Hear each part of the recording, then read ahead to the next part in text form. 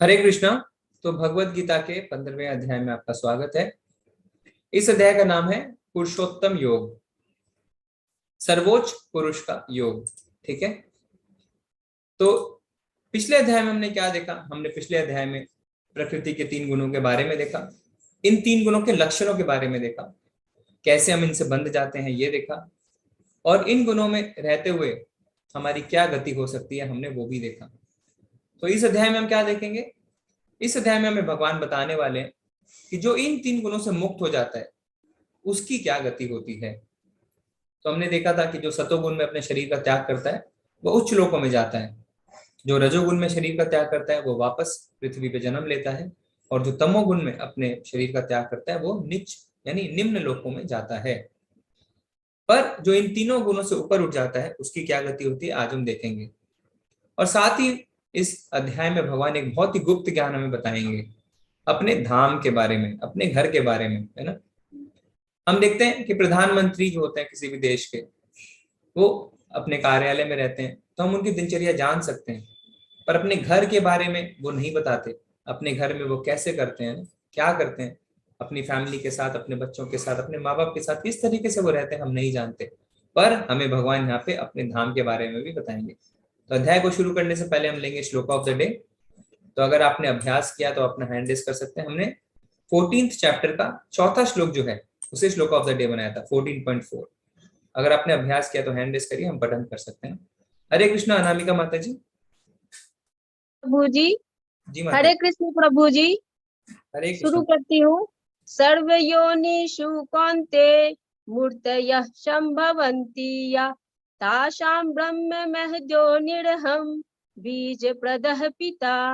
हे कुंती पुत्र, तुम यह समझ लो कि समस्त प्रकार के जीव योनिया इस भौतिक प्रकृति में जन्म द्वारा संभव है और मैं उनका बीज प्रदाता पिता हूँ।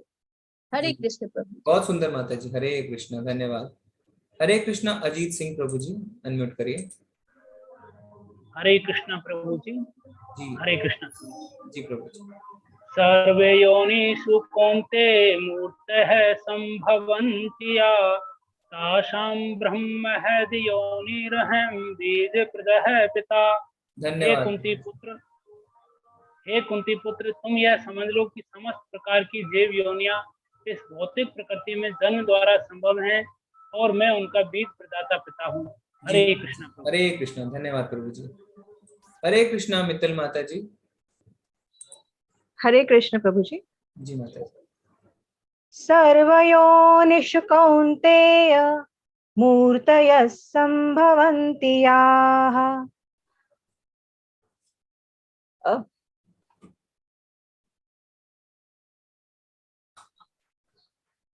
सॉरी, बीच में गैप हो गया, सॉरी। सर्वयोनिषु कौन्तेय मूर्तयः सम्भवन्ति याः तासां ब्रह्म महद्योनिर् अहं बीजप्रदः पिता। हरि बोल। माता जी के पठन के बाद एक नई ऊर्जा आ जाती है हमारे अंदर। हरे कृष्णा माता जी, बहुत बहुत धन्यवाद। हरे कृष्णा मीना माता जी। हरे कृष्णा मीना माता जी। सर्वयोनिषु कौन्तेय मूर्तया संभवन्ति यः तासां ब्रह्म महद्योनिर् अहं बीजप्रदः पिता। बहुत सुंदर माता जी, हरे कृष्णा, बहुत बहुत धन्यवाद। हरे कृष्णा मोटवानी प्रभु जी। हरे कृष्ण प्रभु जी। जी प्रभु जी। सर्वयोनिषु कौन्तेय मूर्तयः सम्भवन्ति या तासां ब्रह्म महत् योनिरहं बीजप्रदः पिता। बहुत सुंदर प्रभु जी, धन्यवाद। हरे कृष्णा। नीरू माता जी, हरे कृष्णा। हरे कृष्णा प्रभु जी। सर्वयोनि कौन्तेय मूर्तयः सम्भवन्ति या तासां ब्रह्म महद्योनि अहं बीजप्रदः पिता। धन्यवाद माता जी, बहुत ही अच्छा किया आपने। हरे कृष्णा। हरे कृष्णा नरसिंह प्रभु जी। हरे कृष्ण प्रभु जी। जी प्रभु जी। सर्वयोनिषु कौन्तेय मूर्तयः सम्भवन्ति जाः तासां ब्रह्म महद्योनिरहं बीजप्रदः पिता। हरे कृष्ण। धन्यवाद। हरे कृष्ण प्रभु जी, बहुत ही सुंदर। ठीक है, हमारे पास आखिरी हैंड आया है, राजेश प्रभु जी। हरे कृष्ण। हरे कृष्ण प्रभु जी जी, प्रभु जी, आवाज आ रही है? हाँ अभी आ रही है प्रभु जी। सर्वयोनिषु कौन्तेय मूर्तयः सम्भवन्त्यं तासां ब्रह्म महदोर्नहं बीजप्रद सॉरी फिर से करिए प्रभु जी। तासां जी सर्वयोनिषु कौन्तेय मूर्तयः सम्भवन्त्यं तासां ब्रह्म महघोनि रहं बीजप्रदं प्रथा। जी जी जी जी जी, धन्यवाद प्रभु जी, बहुत ही अच्छा। हरे कृष्ण। हरे कृष्ण। हरे कृष्ण। चरण सिंह प्रभु जी। हरे कृष्ण। हरे कृष्णा प्रभु जी। हरे कृष्ण प्रभु जी। दंडवत प्रणाम प्रभु जी। दंडवत प्रणाम प्रभु जी, बहुत दिन बाद आप मिले। हरे हाँ प्रभु जी, कई दिन से गायब था मैं। जी जी जी प्रभु जी। सर्वयोनिषु कौन्तेय मूर्तये संभवन्ति या तासां ब्रह्म महत् योनि अहम बीज प्रदय पिता। हरि बोल प्रभु जी, हरि बोल, बहुत सुंदर। हरे कृष्ण। आते रहिए प्रभु जी, आपका संग में अच्छा लगता है। हरे कृष्ण। हरे कृष्ण। प्रीति माता जी। हरे कृष्ण। माता जी अनम्यूट कर लीजिए। सर्वयोनिषु कौन्तेय मूर्तयः सम्भवन्ति या तासां ब्रह्म महत्योनि अहं बीजप्रदः पिता। बहुत सुंदर माता जी, धन्यवाद। हरे कृष्ण। धन्यवाद आप सबका। तो कितना अच्छा है कि हम भगवत गीता की क्लास के साथ साथ कुछ 12-15 श्लोक भी, है ना, हमें याद हो जाएंगे धीरे धीरे और हम उनका पठन कर पाएंगे। ठीक है, तो अब हम शुरू करते हैं अध्याय। तो इस अध्याय की शुरुआत भगवान करते हैं, और हमने पहले भी चर्चा करी है कि जिस अध्याय की शुरुआत भगवान करते हैं वो अध्याय हमारे लिए बहुत ज्यादा महत्वपूर्ण है। क्यों? क्योंकि भगवान कोई प्रश्न का इंतजार नहीं करते अर्जुन के, और खुद ब खुद हमें बताते हैं। तो भगवान क्या बताते हैं? श्री भगवान उवाच ऊर्ध्वमूलम् अधः शाखम् अश्वत्थं प्राहुरव्ययम् छन्दांसि यस्य पर्णानि यस्य तं वेद स वेदवित्। भगवान ने कहा जाता है कि एक शाश्वत वृक्ष है जिसकी जड़ें तो ऊपर की ओर हैं और शाखाएं नीचे की ओर, तथा पत्तियां वैदिक स्तोत्र हैं। जो इस वृक्ष को जानता है वे वेदों का ज्ञाता है। तो यहाँ पे भगवान किसी पेड़ की बात कर रहे हैं ना। कैसा पेड़? उल्टा पेड़। आप चित्र में भी देख सकते हैं, जिसकी जड़ें तो ऊपर की ओर हैं पर टहनियां और पत्तियां जो हैं वो नीचे की ओर हैं। तो मेरा आपसे प्रश्न है, क्या आप में से किसी ने ऐसे पेड़ को कभी देखा है कि जिसकी जड़ें तो ऊपर की ओर हो पर पत्तियां नीचे की ओर? हरे कृष्णा अजीत प्रभु जी। हरे कृष्णा प्रभु जी। जी प्रभु जी। प्रभु जी, ऐसा पेड़ वास्तविकता में तो नहीं, पर जैसे तालाब या नदी के किनारे, कोई जलाशय के किनारे पेड़ हो तो हम उसकी परछाई जब जल में देखते हैं तो वो ऐसा प्रतीत होता है कि उसकी शाखाएं नीचे हैं और जड़ ऊपर होंगी। ओके ठीक है, तो प्रभु जी ने अपने विचार दिए, हम और सुनते हैं। चरण सिंह प्रभु जी। हरे कृष्णा। प्रभु जी, मेरा भी यही कहना है कि अगर पेड़ के किनारे, नदी के किनारे या तालाब के किनारे पे कोई पेड़ है तो उसकी जड़ें हमें ऊपर दिखाई देती हैं और उसकी टहनियां और पत्तियां नीचे दिखाई देती हैं। ओके ठीक है, प्रभु जी ने भी सेम थॉट्स रखे। ख्याति माता जी, आपके क्या विचार है? हरे कृष्णा। प्रभु जी, ऐसा पेड़ देखा तो नहीं है, पर कल्प वृक्ष कहते हैं उसको। कल्प वृक्ष, ओके ठीक है। माता जी कह रहे हैं देखा नहीं है पर उसे कल्प वृक्ष कहते हैं। ओके, थैंक यू माता जी। तो अभी हम चैट में देख लेते हैं। चैट में निधि माता जी कह रहे हैं बैनियन ट्री, लता माता जी कह रहे हैं नहीं देखा, सुमित प्रभु जी भी कह रहे हैं नहीं देखा, राजू प्रभु जी कह रहे हैं परछाई देखी है, ठीक है, और उमा माता जी कह रहे हैं निधि वन में पाए जाते हैं। ओके, मोटवानी प्रभु जी कह रहे हैं कि हम तालाब में देख सकते हैं जी। तो आप लोगों ने बहुत ही सुंदर जवाब दिया कि असल में ऐसे वृक्ष होते नहीं, पर हम जब उसकी परछाई देखते हैं किसी जलाशय में तो पेड़ बिल्कुल उल्टा दिखता है, जिसमें हमें दिखता है कि जड़ ऊपर की ओर है और पत्ते और टहनियां नीचे की ओर हैं। तो यहाँ जो पेड़ है वो भौतिक संसार है। तो ये जो पेड़ भगवान बता रहे हैं जो उल्टा है वो क्या है? वो भौतिक संसार है हमारा, ठीक है। तो ये उल्टा क्यों है? ये उल्टा इसलिए है क्योंकि ये आध्यात्मिक जगत का पूरा उल्टा है। तो आध्यात्मिक जगत में कोई ऐसा पेड़ है जिसका ये पेड़ एक परछाई है, ठीक है। तो आध्यात्मिक जगत का पूरा उल्टा ये पेड़ है। तो हम क्या देखते हैं कि कोई पहाड़ पे चढ़ता है ना, कोई पेड़ के ऊपर चढ़ता है, जीवन में प्रगति करता है, तो हम क्या कहते हैं, देखो देखो वो टॉप पे जा रहा है, टॉप पे पहुंच गया। पर यहां इस पेड़ पे अगर आप टॉप पे जाने की कोशिश करेंगे तो वास्तव में आप नीचे और नीचे और नीचे आते जाएंगे, क्योंकि इस पेड़ का जो टॉप है वो नीचे की ओर है, ठीक है। तो यानी इस पेड़ में अगर हमें प्रगति करनी है, इस भौतिक संसार रूपी पेड़ में प्रगति करनी है, तो हमें जड़ों के पास आना पड़ेगा, ना कि पत्तियों और टहनियों की ओर जाना होगा। तो हम देखते हैं ना कि कहीं अगर कोई नकली नोट पाए जाते हैं तो कहीं ना कहीं असली है, तभी तो नकली भी पाए जाते हैं। इसी तरीके से हम देखते हैं कहीं नकली फल भी हमें दिखते हैं, तो कहीं ना कहीं असली फल हैं, तभी तो हमें नकली फल भी दिखते हैं। इसी तरीके से कहीं ना कहीं जो इस संसार में नकली खुशियां हैं, तो कहीं ना कहीं असली खुशियां भी होंगी। तो ये असली खुशियां कहाँ हैं? ये असली खुशियां भगवान के धाम में हैं। तो यहाँ के जो सुख हैं, जो भौतिक संसार के सुख हैं, वो आध्यात्मिक सुख की एक परछाई मात्र है। जैसे मान लीजिए आप बहुत ज्यादा भूखे हैं और फिर आप ऐसे एक पेड़ की परछाई देखते हैं जिसपे आम लटके हुए हैं, तो एक बार देख के आपको बहुत खुशी मिलती है कि अब मैं इस आम को खाऊंगा। पर क्या आप आम को कभी खा सकते हैं? आप नहीं खा सकते, क्योंकि वो परछाई में है। तो अंत में आपको दुख ही मिलता है, क्योंकि एक तो आपको भूख लगी है, ऊपर से आपके अंदर एक आशा जागृत होती है कि आप उसे खाएंगे, पर जैसे आप उसे खाने जाते हैं आप उसे पकड़ भी नहीं पाते हैं।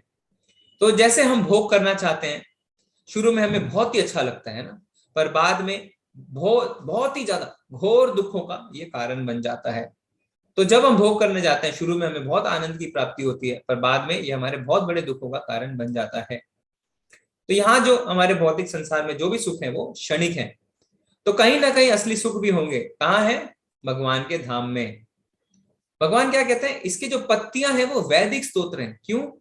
क्योंकि हम पत्तियों को देख के एक पेड़ की पहचान करते हैं ना। जब हम आपसे पूछते हैं कि ये कौन सा पेड़ है, तो आप क्या करते हैं? आप उसकी पत्तियों को देखते हैं। तो पत्ती जो है वो हमें पेड़ की पहचान करवाती है। इसी तरीके से ये जो पेड़ है, इसकी पत्तियां वैदिक स्तोत्र। क्यों?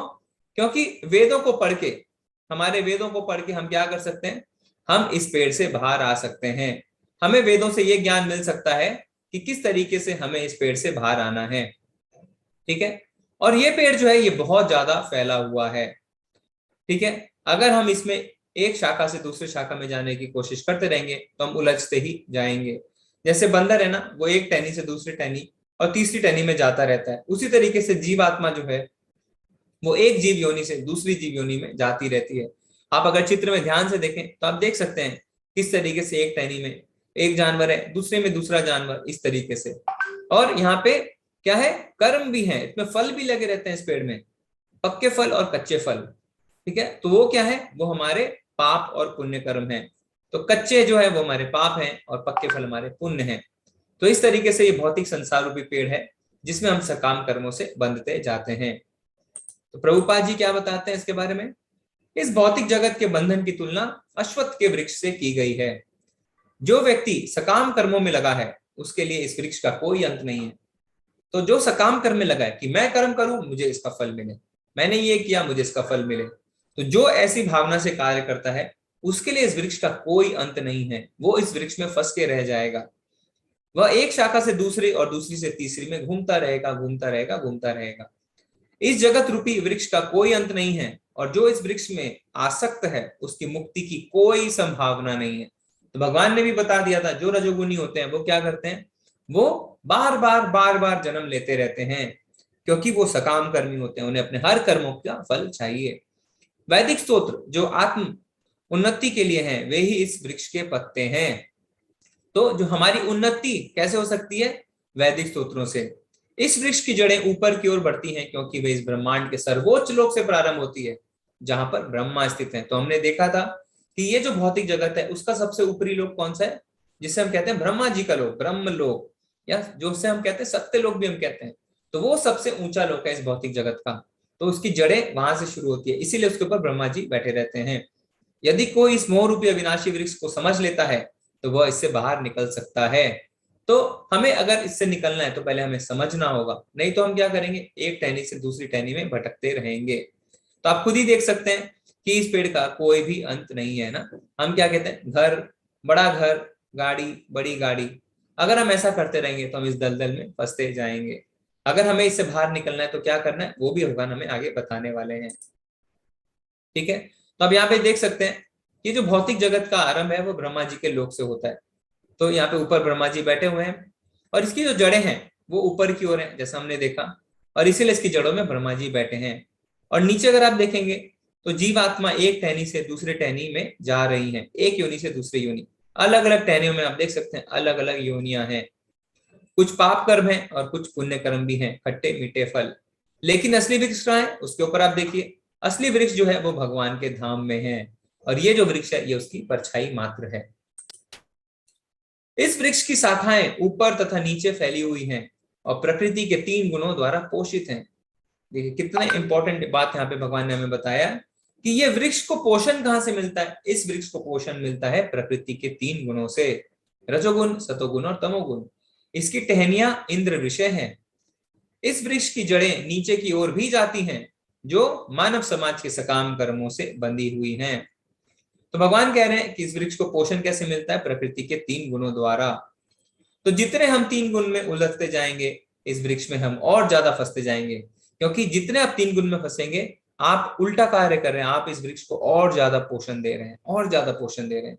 आपको इस वृक्ष को सुखाना है। आप कैसे सुखा सकते हैं, ऐसे कैसे काट सकते हैं, जब आप प्रकृति के 3 गुणों से ऊपर उठ जाएंगे। तो भगवान क्या कहते हैं हमें, इस वृक्ष के वास्तविक स्वरूप का अनुभव इस जगत में नहीं किया जा सकता। कोई भी नहीं समझ सकता कि इसका आदि कहाँ है, अंत कहाँ है और इसका आधार कहाँ है। तो ये वृक्ष इतना ज्यादा फैला हुआ है कि हम ये नहीं समझ सकते कि ये स्टार्टिंग कहाँ पे है, इसकी एंडिंग कहाँ पे है और इसका आधार क्या है। लेकिन मनुष्य को चाहिए कि इस दृढ़ मूल वाले वृक्ष को विरक्ति के शस्त्र से काट गिराए। तो भगवान ने अभी हमें फॉर्मूला भी बता दिया कि कैसे हम इस पेड़ से बाहर निकले। भगवान कहते हैं इसे काट गिराओ। कैसे काटे, विरक्ति के शस्त्र से। तत्पश्चात उसे ऐसे स्थान की खोज करनी चाहिए जहां जाकर लौटना ना पड़े और जहां पर उस भगवान की शरण ग्रहण कर ली जाए, जिससे अनादिकाल से प्रत्येक का सूत्रपात तथा विस्तार होता आया है। तो भगवान क्या कहते हैं, पहले आप इसे विरक्ति के शस्त्र से काट डालें, उसके बाद ऐसी स्थान की खोज करें जहां से वापस ना आना पड़े। और ऐसा पूरे ब्रह्मांड में खाली एक ही जगह है, कौन सा, भगवान का धाम। भले ही हम इस भौतिक जगत के कितने भी ऊंचे लोक में चले जाएं, ब्रह्मा जी के लोक में भी चले जाएं, वहां से भी हमें वापस आना पड़ेगा। पर अगर हम भगवत धाम चले जाते हैं तो वहां से हम वापस नहीं आ सकते। तो हमने देखा था भगवान का विराट रूप भी ऐसा ही था ना, कोई आदि और कोई अंत नहीं था। तो इसी तरीके से इस वृक्ष का भी कोई आदि और कोई अंत नहीं है। तो आसक्ति, भगवान कहते हैं आसक्ति से इसे काट डालो, विरक्ति से इसे काट डालो। सॉरी, आसक्ति नहीं रखनी है, विरक्ति से इसे काट डालो। तो कैसे हम कर सकते हैं विरक्ति, हम ऐसे विरक्ति कर सकते हैं जब हम आसक्ति ना रखें। किस चीज से, पैसों से, है ना, अपने परिवार से, अपने बिजनेस से, जितनी भी चीजों से हमें आसक्ति है, हमें उस आसक्ति को खत्म करना है। पर आत्मा का क्या स्वभाव है, आत्मा का स्वभाव है कुछ ना कुछ करते रहना। तो हम जड़ तो नहीं है ना, हम जड़ बन के हम चुपचाप तो बैठ नहीं सकते। तो आसक्ति हम कैसे त्यागें, कैसे हम आसक्ति त्यागें। तो भगवान भगवद गीता में हम बताते हैं आसक्ति हमें कहाँ लगानी है, हमें ये सीखना है। तो हमें कहाँ लगानी आसक्ति, अपनी भगवान में। तो हमें त्यागनी नहीं आसक्ति, हमें आसक्ति भगवान में लगानी है। तो हमने देखा इस कलयुग में बहुत ही मुश्किल है अपने इंद्रियों को कंट्रोल करना, है ना। आप अपनी इंद्रियों को बिना कोई हरकत किए, बिना कुछ एक्टिविटी के नहीं रख सकते। तो क्या करना है, उसे आपको भगवान की सेवा में लगाना है। तो जो हमारी आसक्ति है, जो हमारी अटैचमेंट है, वो मटीरियल चीजों में नहीं लगा के भगवान में लगानी है। इसलिए भगवान कहते हैं आसक्ति करो, अटैचमेंट रखो, पर मुझसे रखो। भगवान में हमें अपनी आसक्ति लगानी है। तो जैसे हमने देखा अर्जुन ने आसक्ति किस में लगाई, भगवान में। पर धृतराष्ट्र ने अपनी आसक्ति कहाँ लगाई, अपने बच्चों में। ठीक है, तो हमें क्या करना है, विरक्ति के शस्त्र से इसे काट गिराना है। तो भगवान ने अब हमें उस पेड़ के बारे में बताया। अब भगवान हमें अपने धाम के बारे में बताते हैं। तो भगवान क्या बताते हैं, ना तद्भाषते सूर्यो ना शशांको न पावकः यद् गत्वा न निवर्तन्ते तद्धाम परमं मम। वह मेरा परम धाम ना तो सूर्य ना चंद्र के द्वारा प्रकाशित होता है, और ना अग्नि या बिजली से। जो लोग वहां पहुंच जाते हैं वे इस भौतिक जगत में फिर से लौटकर नहीं आते। तो यहाँ पे भगवान अपने धाम के बारे में हमें बता रहे हैं। क्या बता रहे हैं? कि जो हम भौतिक संसार रूपी वृक्ष से बाहर निकल जाएंगे तब हमें ऐसे स्थान पे पहुंचना है जहां से हमें वापस लौट के ना आना पड़े, यानी हम मृत्यु और जन्म के चक्र से निकल जाएं। तो वो क्या है? वो भगवान का धाम है। तो भगवान के धाम में भगवान क्या बता रहे हैं कि वहां पे कोई भी सूर्य नहीं है, कोई भी चंद्रमा नहीं है, कोई भी बिजली नहीं है, कोई भी अग्नि नहीं है। तो वहां पे रोशनी कैसे होती है? स्वतः प्रकाशित, है ना। भगवान कहते हैं वो खुद ब खुद प्रकाशित होता है, क्योंकि वहां पे कोई भी द्वंद नहीं है ना। दिन रात, सर्दी गर्मी, सुख दुख, मान अपमान, ऐसा कुछ भी नहीं है वहां पे। तो ब्रह्मा जी हमें बताते हैं भगवान के बारे में। कितना सुंदर भगवान के धाम के बारे में ब्रह्मा जी स्तुति करते हैं। किसमें? ब्रह्म संहिता में। तो ब्रह्मा जी क्या कहते हैं ब्रह्म संहिता में भगवान के धाम के बारे में? वो बताते हैं कि वहां पे क्या क्या चीजें हमें मिलती हैं। तो भगवान क्या बताते हैं ब्रह्मा जी? चिंतामणि प्रकर सद्मशु कल्प वृक्षा लक्षावृतेषु सुरभिरभिपालयन्तम् लक्ष्मी सहस्त्र शत संभ्रमा सेव्यमानम गोविंदमादि पुरुषम तमहम भजामि। तो क्या कहते हैं ब्रह्मा जी? चिंतामणि प्रकर सद्मशु, यानी चिंतामणि पत्थर पाए जाते हैं। तो चिंतामणि पत्थर क्या होते हैं? चिंतामणि पत्थर वो होते हैं जो किसी भी धातु का रूप ले सकते हैं। फिर क्या बताते हैं ब्रह्मा जी आगे? कल्प वृक्ष लक्षावृतेषु, कल्प वृक्ष यानी ऐसे वृक्ष जो हर सीजन में किसी भी मौसम में कोई भी फल दे सकते हैं। तो ऐसा नहीं कि सेब का पेड़ अलग हो, आम का पेड़ अलग, नहीं। कल्प वृक्ष में एक ही पेड़ में सारे फल लग सकते हैं और हर समय लग सकते हैं। फिर क्या बताते हैं? सुरभिरभिपालयन्तम, यानी वहां पे सुरभि गाय पाई जाती है। सुरभि गाय क्या होती है?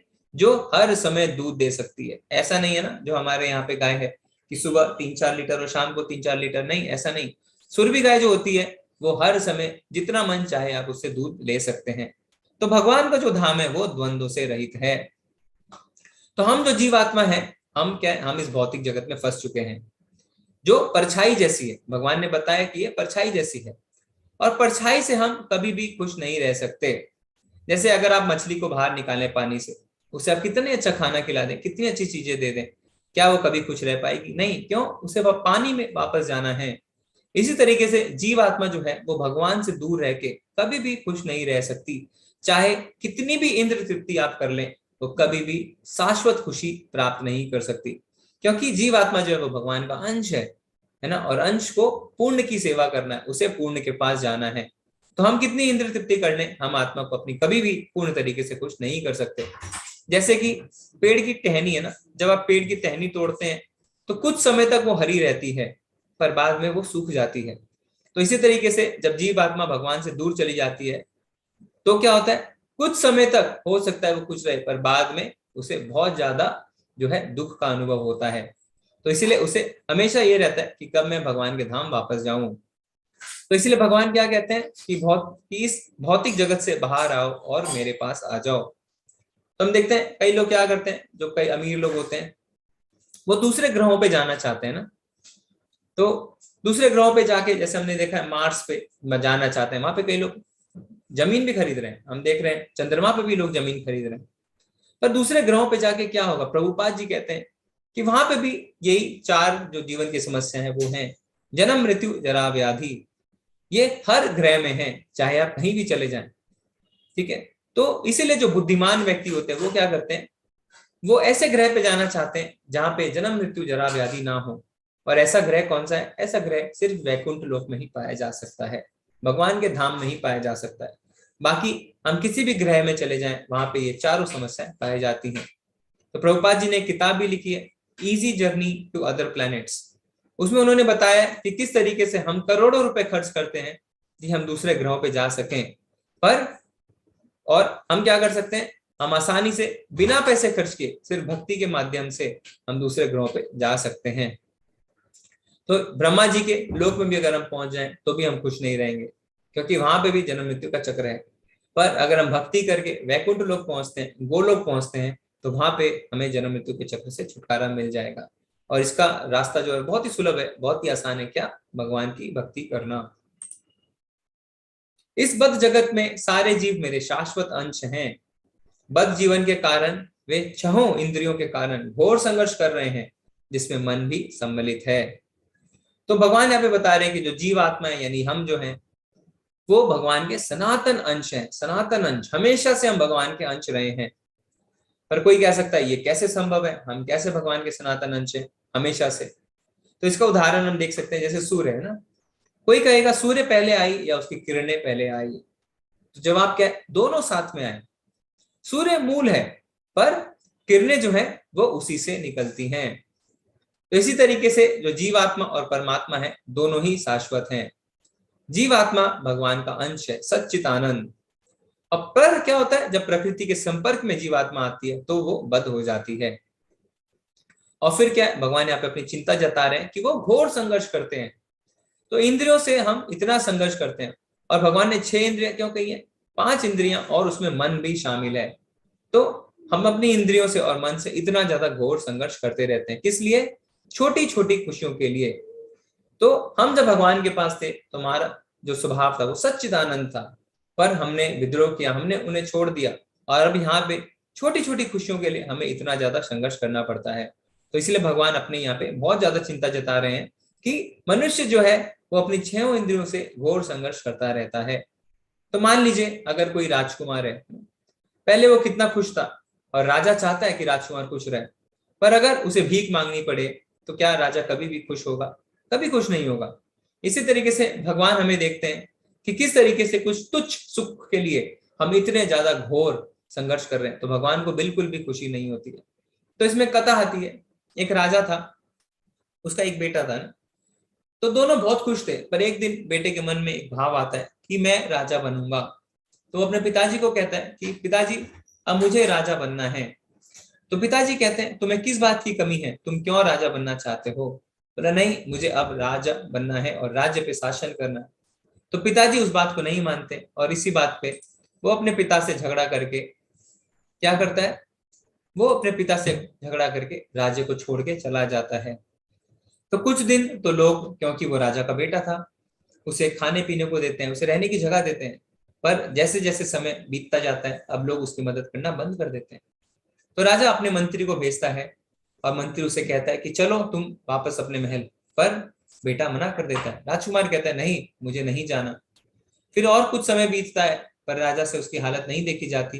तो अपने मंत्री को कहता है कि ठीक है, तुम वेश बदल के जाओ और किसी से कह के उसकी कुछ नौकरी लगवा दो। तो मंत्री ऐसा ही करता है, वेश बदल के जाता है और उसकी नौकरी लगवा देता है। तो राजकुमार कुछ दिनों तक नौकरी करता है, कुछ दिनों तक खुश रहता है, पर बाद में वो सोचता है एक दिन बैठ के कि मुझे कुछ पैसों के लिए इतनी ज्यादा संघर्ष करनी पड़ रही है। मैं जब महल में था मैं कितना खुश था, पिताजी मुझे अपने हाथों से खाना खिलाते थे, पर अब तो मैं वापस भी नहीं जा सकता। पर एक दिन वो हिम्मत करता है और वो सोचता है कि चलो मैं अपने पिताजी के बाद वापस जाता हूँ। तो जब वो जाता है तो देखता है पिताजी पहले से ही अपने दोनों हाथों को फैलाए उसका स्वागत करने के लिए खड़े हैं, और फिर दोनों मिलते हैं और खाना खाते हैं साथ में। तो इसी तरीके से हमारा भी हाल है। हाँ, भगवान नहीं चाहते थे कि हम उनके धाम को छोड़े, हमने उनके धाम को छोड़ा, और तुच्छ सुख के लिए हम इतना ज्यादा संघर्ष कर रहे हैं।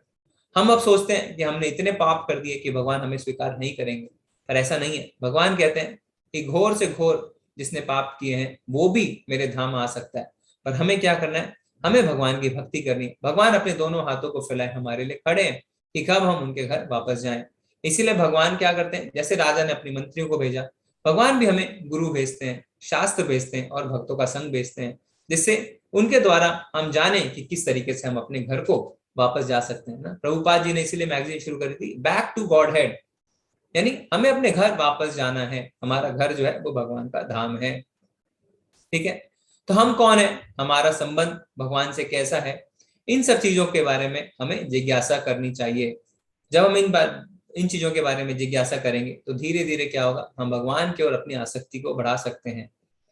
ठीक है, इसीलिए भगवान ने भगवत गीता भी बोली है। भगवत गीता को भगवान का लव लेटर कहा जाता है जीवात्माओं के लिए, क्योंकि भगवान चाहते हैं कि तुम थोड़ा ज्ञान अर्जन करो, मेरी भक्ति करो और अपने घर को वापस लौटो। क्योंकि हमारा असली घर क्या है, हमारा असली घर भगवान का धाम ही है, और वही हमारे असली माता पिता भी हैं। तो हमें क्या करना है, विरक्ति के शस्त्र से इस भौतिक जगत को काट गिराना है और उच्च स्वाद का आस्वादन करते हुए, भगवान की भक्ति करते हुए अपने घर को वापस लौटना है। ठीक है। इस संसार में जीव अपनी देहात्म बुद्धि को एक शरीर से दूसरे में उसी तरह ले जाता है जिस प्रकार वायु सुगंध को ले जाता है। इस प्रकार वह एक शरीर धारण करता है और फिर इसे त्याग कर दूसरा शरीर धारण करता है। तो यहाँ पे बहुत ही सुंदर उदाहरण दिया है भगवान ने कि जैसे हवा है, वो क्या करता है, कोई भी सुगंध को वो एक जगह से दूसरी जगह पे ले जाती है और उसके पास अनलिमिटेड स्पेस है हवा के पास, वो कहीं भी उस सुगंध को ले जा सकती है। इसी तरीके से 84 लाख योनियां हैं ना, अनलिमिटेड है, आप समझ सकते हैं एक तरीके। 84 लाख बहुत होती हैं, हम 84 लाख योनियों में भटकते रहते हैं। तो जब हम मरते हैं तो हमारे साथ क्या जाते हैं, हमारे साथ आत्मा, आत्मा के साथ सूक्ष्म शरीर यानी मन बुद्धि और अहंकार, और साथ ही हमारे फल की पोटलियां और हमारी इच्छा। तो जब हम मरते हैं, जब हमारी आत्मा हमारे शरीर से निकलती है, तो आत्मा के साथ साथ सूक्ष्म शरीर यानी मन बुद्धि अहंकार, हमारे फल की पोटली और साथ में हमारी इच्छा, ये सब निकल के जाती है अगले शरीर में। इस प्रकार दूसरा स्थूल शरीर धारण करके जीव विशेष प्रकार का कान, आंख, जीभ, नाक तथा स्पर्श इंद्रिय यानी त्वचा प्राप्त करता है जो मन के चारों ओर संपुंजित है। इस प्रकार वह इंद्र विषयों के एक विशिष्ट समुच्चय का भोग करता है। तो यहाँ पे क्या है, हमने पहले भी पढ़ा है कि जैसे किसी की इच्छा होती है वैसा ही हमें शरीर मिलता है। ठीक है। तो जैसी हमारी इच्छा होती है हमें वैसी इंद्रियां मिल जाती हैं। क्यों? क्योंकि जब तक हमें वैसी इंद्रियां नहीं मिलेगी तो हम अपने इच्छा को कैसे पूरा करेंगे। मान लीजिए किसी को बहुत ज्यादा खाने की इच्छा रहती है ना हर समय, तो उसे हाथी का शरीर मिल जाता है, वैसी इंद्रियां मिल जाती हैं। अब वो बाध्य हो जाता है, प्रकृति उसे बाध्य कर देती है कि उसे ज्यादा खाना ही पड़ेगा, है ना। हाथी बनने के बाद आप ये नहीं सोच सकते चलो 2-4 पत्ते खा लूं, नहीं, आपको बहुत ज्यादा खाना पड़ेगा क्योंकि आपकी इंद्रियां वैसी हैं और प्रकृति आपको बाध्य कर देती है ऐसा कार्य करने के लिए। इसी तरीके से हमने और भी उदाहरण लिए थे कि जिसे सोना पसंद है तो उसे वैसे ही शरीर और वैसी ही इंद्रियां मिल जाती है। तो हम देखते हैं ना, जैसे कोई स्विमिंग के लिए जाता है तो अलग कॉस्ट्यूम्स पहनता है, कोई स्पेस में अंतरिक्ष में जाता है तो अलग कॉस्ट्यूम पहनता है। इसी तरीके से अलग अलग इच्छाओं के लिए अलग अलग कॉस्ट्यूम, अलग अलग शरीर हमें मिलते हैं। तो हम जैसी इच्छा करते हैं हमारा अगला शरीर हमें वैसा मिल जाता है। ठीक है।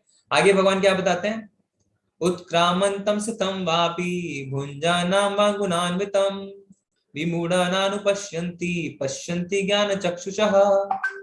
मूर्ख ना तो समझ पाते हैं कि जीव किस प्रकार अपना शरीर त्याग सकता है, ना ही वह यह समझ पाते हैं कि प्रकृति के गुणों के अधीन वह किस तरह के शरीर का भोग करता है।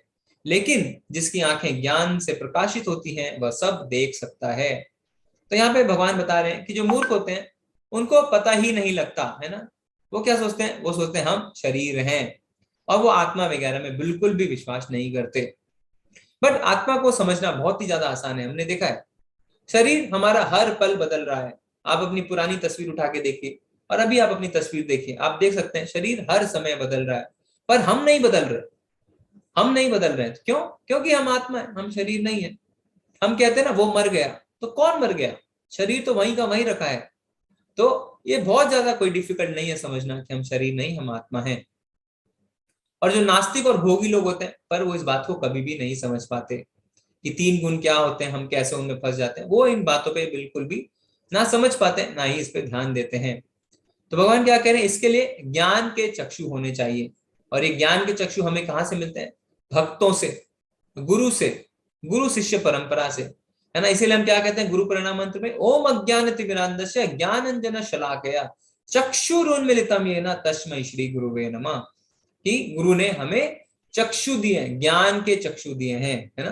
तो इसीलिए चौथे अध्याय में हमने देखा था क्या कि भगवान क्या कहते हैं 34वें श्लोक में, तद विधि प्रणिपातेन परिप्रश्नेन सेवया उद्देश्यन्ति ते ज्ञानम ज्ञानिनस्तत्वदर्शिना।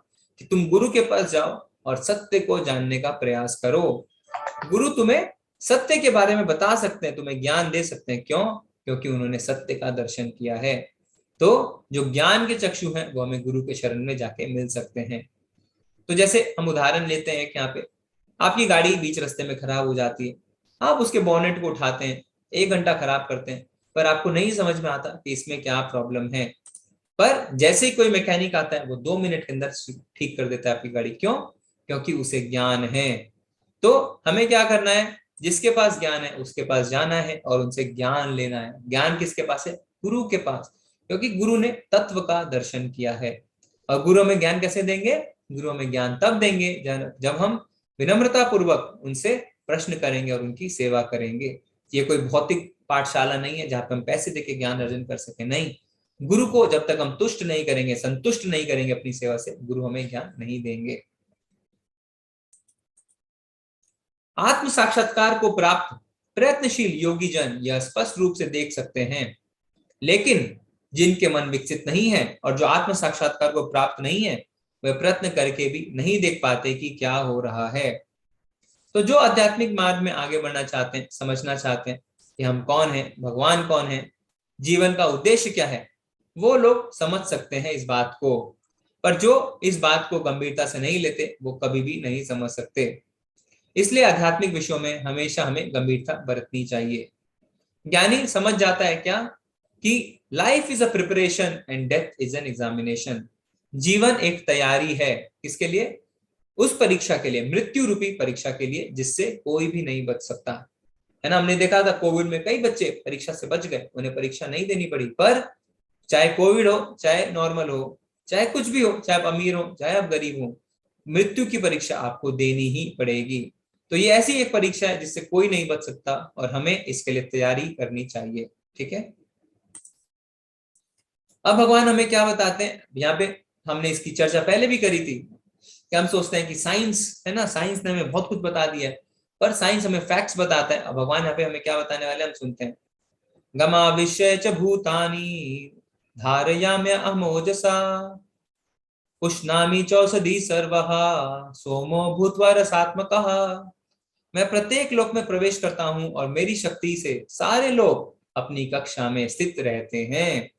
मैं चंद्रमा बनकर समस्त वनस्पतियों को जीवन रस प्रदान करता हूं।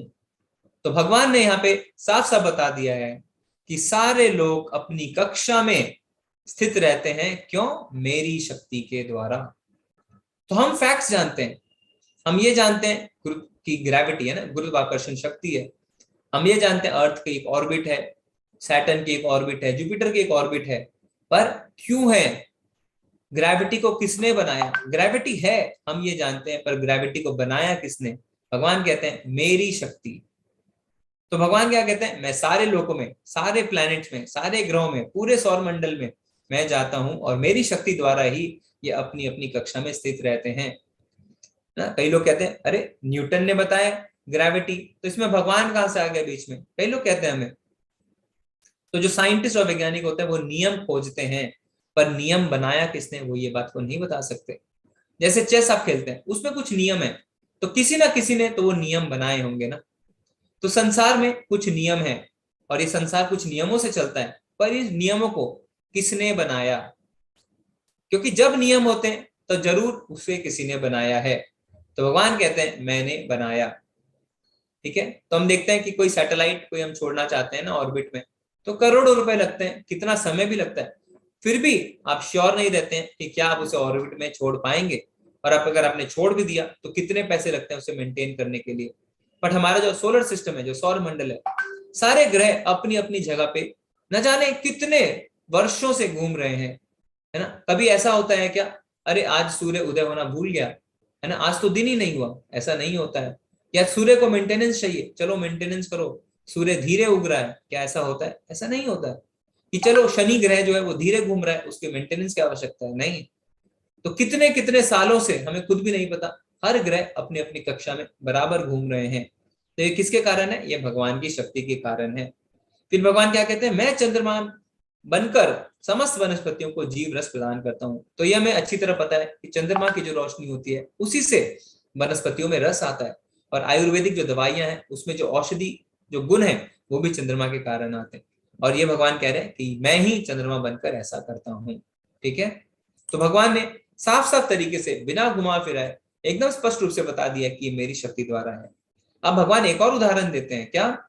अहम वैश्वनरो भूत्वा प्राणिनां देहमाश्रितः प्राणपान समायुक्तः पचामयनम चतुर्विधम। मैं समस्त जीवों के शरीर में पाचन अग्नि वैश्वानर हूं, और मैं श्वास प्रश्वास यानी प्राण वायु में रहकर 4 प्रकार के अन्नों को पचाता हूं। तो भगवान क्या कह रहे हैं? मैं ही पाचन अग्नि हूं, तो हमारा जो डाइजेशन सिस्टम है भगवान कहते हैं वो मैं हूं। तो ऐसा स्पेशल क्या है, क्या विशेषता है डाइजेशन सिस्टम की कि भगवान कहते हैं मैं डाइजेशन सिस्टम हूं। तो आप जान सकते हैं इस बात को कि जो हमारे वैज्ञानिक है ना, जो बड़े बड़े डॉक्टर्स भी हैं, वो क्या कहते हैं कि हम बाकी ट्रांसप्लांट कर सकते हैं, हार्ट ट्रांसप्लांट कर सकते हैं, किडनी ट्रांसप्लांट कर सकते हैं, नकली हाथ पैर लगा सकते हैं, बट क्या आज तक विज्ञान ने या डॉक्टरों ने एक डाइजेस्टिव सिस्टम, पाचन शक्ति का निर्माण कर पाया? नहीं कर पाया। और डॉक्टर कहते हैं कि अगर हमें बनाना भी पड़ा तो किलोमीटर किलोमीटर लंबा डाइजेशन सिस्टम बनाना पड़ेगा, फिर भी हम खाना पचा पाएंगे कि नहीं, हमें इस बात की श्योरिटी नहीं है। पर हमारे पेट में एक डाइजेशन सिस्टम है जो हमें पता भी नहीं चलता है, हम सिर्फ खाना खा लेते हैं। क्या आप सोचते हैं कि हाँ अब खाना पच गया, अब नहीं पचा? नहीं, हमें पता भी नहीं चलता। तो ये जो पाचन अग्नि है, भगवान कहते हैं ये मैं हूं। फिर क्या कहते हैं, मैं 4 प्रकार के अन्नों को पचाता हूं। तो ये 4 प्रकार के अन्न कौन से होते हैं? आयुर्वेदा में लिखा है। पहला जिसे हम चबाते हैं, जैसे कि दाल चावल, नहीं दाल नहीं सॉरी, चावल रोटी। फिर जिसे हम पीते हैं, जैसे दूध और पानी। फिर जिसे हम चूसते हैं, जैसे आम है ना, गन्ना। फिर जिसे हम चाटते हैं, जैसे शहद या च्यवनप्राश। तो खाते हैं, पीते हैं, चूसते हैं और चाटते हैं, इसे 4 प्रकार के अन्न कहते हैं। तो हम खा लेते हैं, हम तो सिर्फ खा लेते हैं, हमें बिल्कुल भी नहीं पता होता है कि अंदर क्या हो रहा है। इसी तरीके से भगवान कहते हैं कि जो श्वास प्रश्वास प्रक्रिया है, जो हम सांस लेते हैं, हम तो ऑटोमेटिक सांस लेते हैं ना। हम जब रात में सोचते हैं, सो जाते हैं, तो क्या आप जानबूझ के सांस लेते हैं? नहीं, अपने आप हमारी सांस चलती रहती है, हमें तो पता भी नहीं चलता है कि हमारी सांस चल रही है। तो ये भगवान कहते हैं ये मैं हूं। तो कोई भी चीज ऑटोमेटिक नहीं होती है, सबके पीछे एक कारण होता है। जैसे एक एटीएम मशीन, आप सोचते हैं इसमें से अपने आप पैसे निकल रहे हैं, पर हमें पता है कि वो मशीन किसी ने बनाई है, रोज उसमें कोई आके पैसे डालता है। तो इसी तरीके से हमारा जो डाइजेशन सिस्टम है, जो हमारे सांस लेने की प्रक्रिया है, वो ऑटोमेटिक नहीं है, वो किसी ना किसी कारण से चल रही है। तो भगवान कहते हैं ये सब जो है वो मेरे कारण हो रहा है। ठीक है, तो हमें अभी इस बात का ध्यान रखना है, क्योंकि हमारी पाचन शक्ति भगवान खुद है। तो हमें ज्यादा है ना उल्टा सीधा नहीं खाना चाहिए, बहुत ज्यादा क्वांटिटी में नहीं खाना चाहिए। क्या हमें सोचना चाहिए कि हम अच्छा खाएं, भगवान का प्रसाद ही खाएं। क्यों? क्योंकि उसे खुद भगवान पचा रहे हैं, है ना। तो हम कोई भी ऐसा सामान ना खाएं जिससे भगवान को दिक्कत हो। ठीक है, तो हम आगे बढ़ते हैं। ये बहुत ही सुंदर श्लोक है, भगवान इसमें हमें क्या बताते हैं हम देखते हैं। सर्वस्य चाहं हृदि सन्निविष्टो मत्तः स्मृतिर्ज्ञानम् अपोहनम् च वेदैश्च सर्वे अहमेव वेद्यो वेदांत विद्वेद विदेव चाहम। मैं प्रत्येक जीव के हृदय में आसीन हूँ और मुझसे ही स्मृति ज्ञान तथा विस्मृति होती है। मैं ही वेदों के द्वारा जानने योग्य हूँ। निसंदेह मैं वेदांत का संकलन करता तथा समस्त वेदों का जानने वाला हूँ। तो भगवान क्या कह रहे हैं कि सबके हृदय में मैं परमात्मा रूप में हूं। तो स्मरण यानी ज्ञान है ना, और भूलने की क्षमता, 3 चीज भगवान बता रहे हैं यहाँ पे। स्मरण, ज्ञान और भूलने की क्षमता, तीनों मैं हूं। तो यहाँ पे मेरा आपसे एक प्रश्न है, आप हैंड रेज करके मुझे बता सकते हैं। स्मरण अच्छी चीज है, बहुत ही अच्छी चीज है, हमें याद आता है, हम एग्जाम अच्छे से लिख पाते हैं। ज्ञान ये भी बहुत अच्छी चीज है, ज्ञानी होना बहुत अच्छी बात है। तो दोनों भगवान कहते हैं मैं हूं, पर साथ में भगवान कहते हैं विस्मृति यानी भूलने की क्षमता भी मैं हूं। तो भूलने की क्षमता में क्या अच्छा है जो भगवान कह रहे हैं कि भूलने की क्षमता मैं हूं? भूलना तो कोई अच्छी बात नहीं है, हम भूल जाते तो हम सोचते हैं अरे मैं तो भूल गया। भगवान कहते हैं भूलने की क्षमता भी मैं हूं। तो भगवान ऐसा क्यों कहते हैं, आप अपने विचार बता सकते हैं। हरे कृष्ण आदित्य प्रभु जी। हरे कृष्ण प्रभु जी। जी प्रभु जी। भूलने की क्षमता होना आवश्यक इसलिए है क्योंकि भूलने के कारण जो है हमें माफ करने की जो एक शक्ति है वो डेवलप होती है। जो भी जीवन में बुरी बातें घटती हैं, बुरी घटनाएं घटती हैं, या हमें लगता है कि किसी ने हमारे साथ बुरा किया है, उसको भूल करके हम सत्कर्मों की ओर प्रेरित होते हैं तथा हम कभी भी दूसरे के प्रति विद्वेष या उस तरह की भावना नहीं रखते। जी। मुझे लगता है कि भूलना जो है वो अत्यंत आवश्यक है, खास करके जो कटु अनुभव होते हैं उनको भूलना बहुत जरूरी होता है। हरे कृष्ण। जी जी जी जी, धन्यवाद प्रभु जी, आपने अच्छी तरह अपने विचार को रखा। हरे कृष्ण अजीत प्रभु जी। हरे कृष्णा प्रभु जी। जी प्रभु जी। प्रभु जी भूलना तो बहुत आवश्यक है। अगर हम भूलेंगे नहीं तो पुरानी बातों को अगर हम रखते जाएं तो आप कल्पना करके देखो कि हम अगर 2 साल पहले की सारी बात हमें याद हो तो हम पागल हो जाएंगे। जी। और इस प्रकार हम तो कितने जन्मों से चले आ रहे हैं, अगर हमारी शक्ति भूलने की शक्ति नहीं हो, भगवान अगर बुलाए नहीं, हमें ये शक्ति प्रदान नहीं करें, तो हम तो जीवन में एक क्षण भी नहीं जी सकते। जी जी ये तो जी बहुत कठिन जैसा लगता है, क्योंकि इतना सारा कैसे याद कर पाएंगे हम तो कुछ दिनों पहले के, फिर तो हम एक दूसरे हिंसात्मक हो जाएंगे, हम उसने हमारे साथ क्या किया, उसने क्या किया, ये तो बहुत कठिन हो जाएगा जीना। जी जी जी जी। हरे कृष्णा धन्यवाद। प्रभु जी। हरे कृष्णा। हरे कृष्णा प्रियांशु। हरे कृष्णा प्रभु जी। प्रभु जी हरे कृष्णा। हाँ प्रभु जी, जैसे स्मृति और ज्ञान इंसान के लिए जरूरी है, स्मृति भी होना बहुत जरूरी है, वैसे ही विस्मृति भी होना जरूरी है। क्योंकि अगर हमें सब कुछ ज्ञान रहे, सब कुछ याद रहे, तो उतना हमारा माइंड में स्पेस भी नहीं है, और हर कुछ हम याद रखेंगे तो मतलब पागलों जैसी स्थिति हो जाएगी। और फिर जी अगर जी दूसरे जन्म हो, इस जन्म के भी कुछ कर्म लेके जाए, तो फिर हम अच्छे से जी नहीं पाएंगे। तो जैसे स्मृति जरूरी है, वैसे विस्मृति भी होना बहुत जरूरी है। धन्यवाद सर। प्रभु जी ने अच्छा बताया कि हमारे दिमाग में इतना स्पेस नहीं है ना। अभी आप मोबाइल में, आजकल आप व्हाट्सएप ग्रुप में है ना, इस्कॉन के इतने सारे दर्शन आते हैं, इतने सारे मैसेज आते हैं, आपका मोबाइल भर जाता है और फिर क्या आता है 32 GB फुल। तो इतना स्पेस नहीं है हमारे दिमाग में। धन्यवाद प्रभु जी। हरे कृष्णा राधिका माता। हरे कृष्ण प्रभु जी। हरे कृष्णा प्रभु जी। जी बस वही है कि अगर हमारी विस्मृति नहीं होगी तो हम एक सामान्य जीवन भी नहीं जीना हमारे लिए बहुत कठिन हो जाएगा, क्योंकि हम राग द्वेष और सारी बहुत सारी हमारे अंदर द्वेष भर जाएगा कि इसने हमारे प्रति ये कहा था, सब कुछ याद रह जाएगा। तो हम उस व्यक्ति से भी अपने संबंध वापस नॉर्मल नहीं कर पाएंगे और हमारा जीवन जो है बहुत ही एक असंतोषप्रद हो जाएगा। बहुत ही सुंदर बताया माता जी ने, अच्छे पॉइंट रखे। हम एक और हैंड ले लेते हैं अंजू माता जी का। हरे कृष्णा अंजू माता जी। हरे कृष्णा प्रभु जी। धन्यवाद प्रणाम माता जी।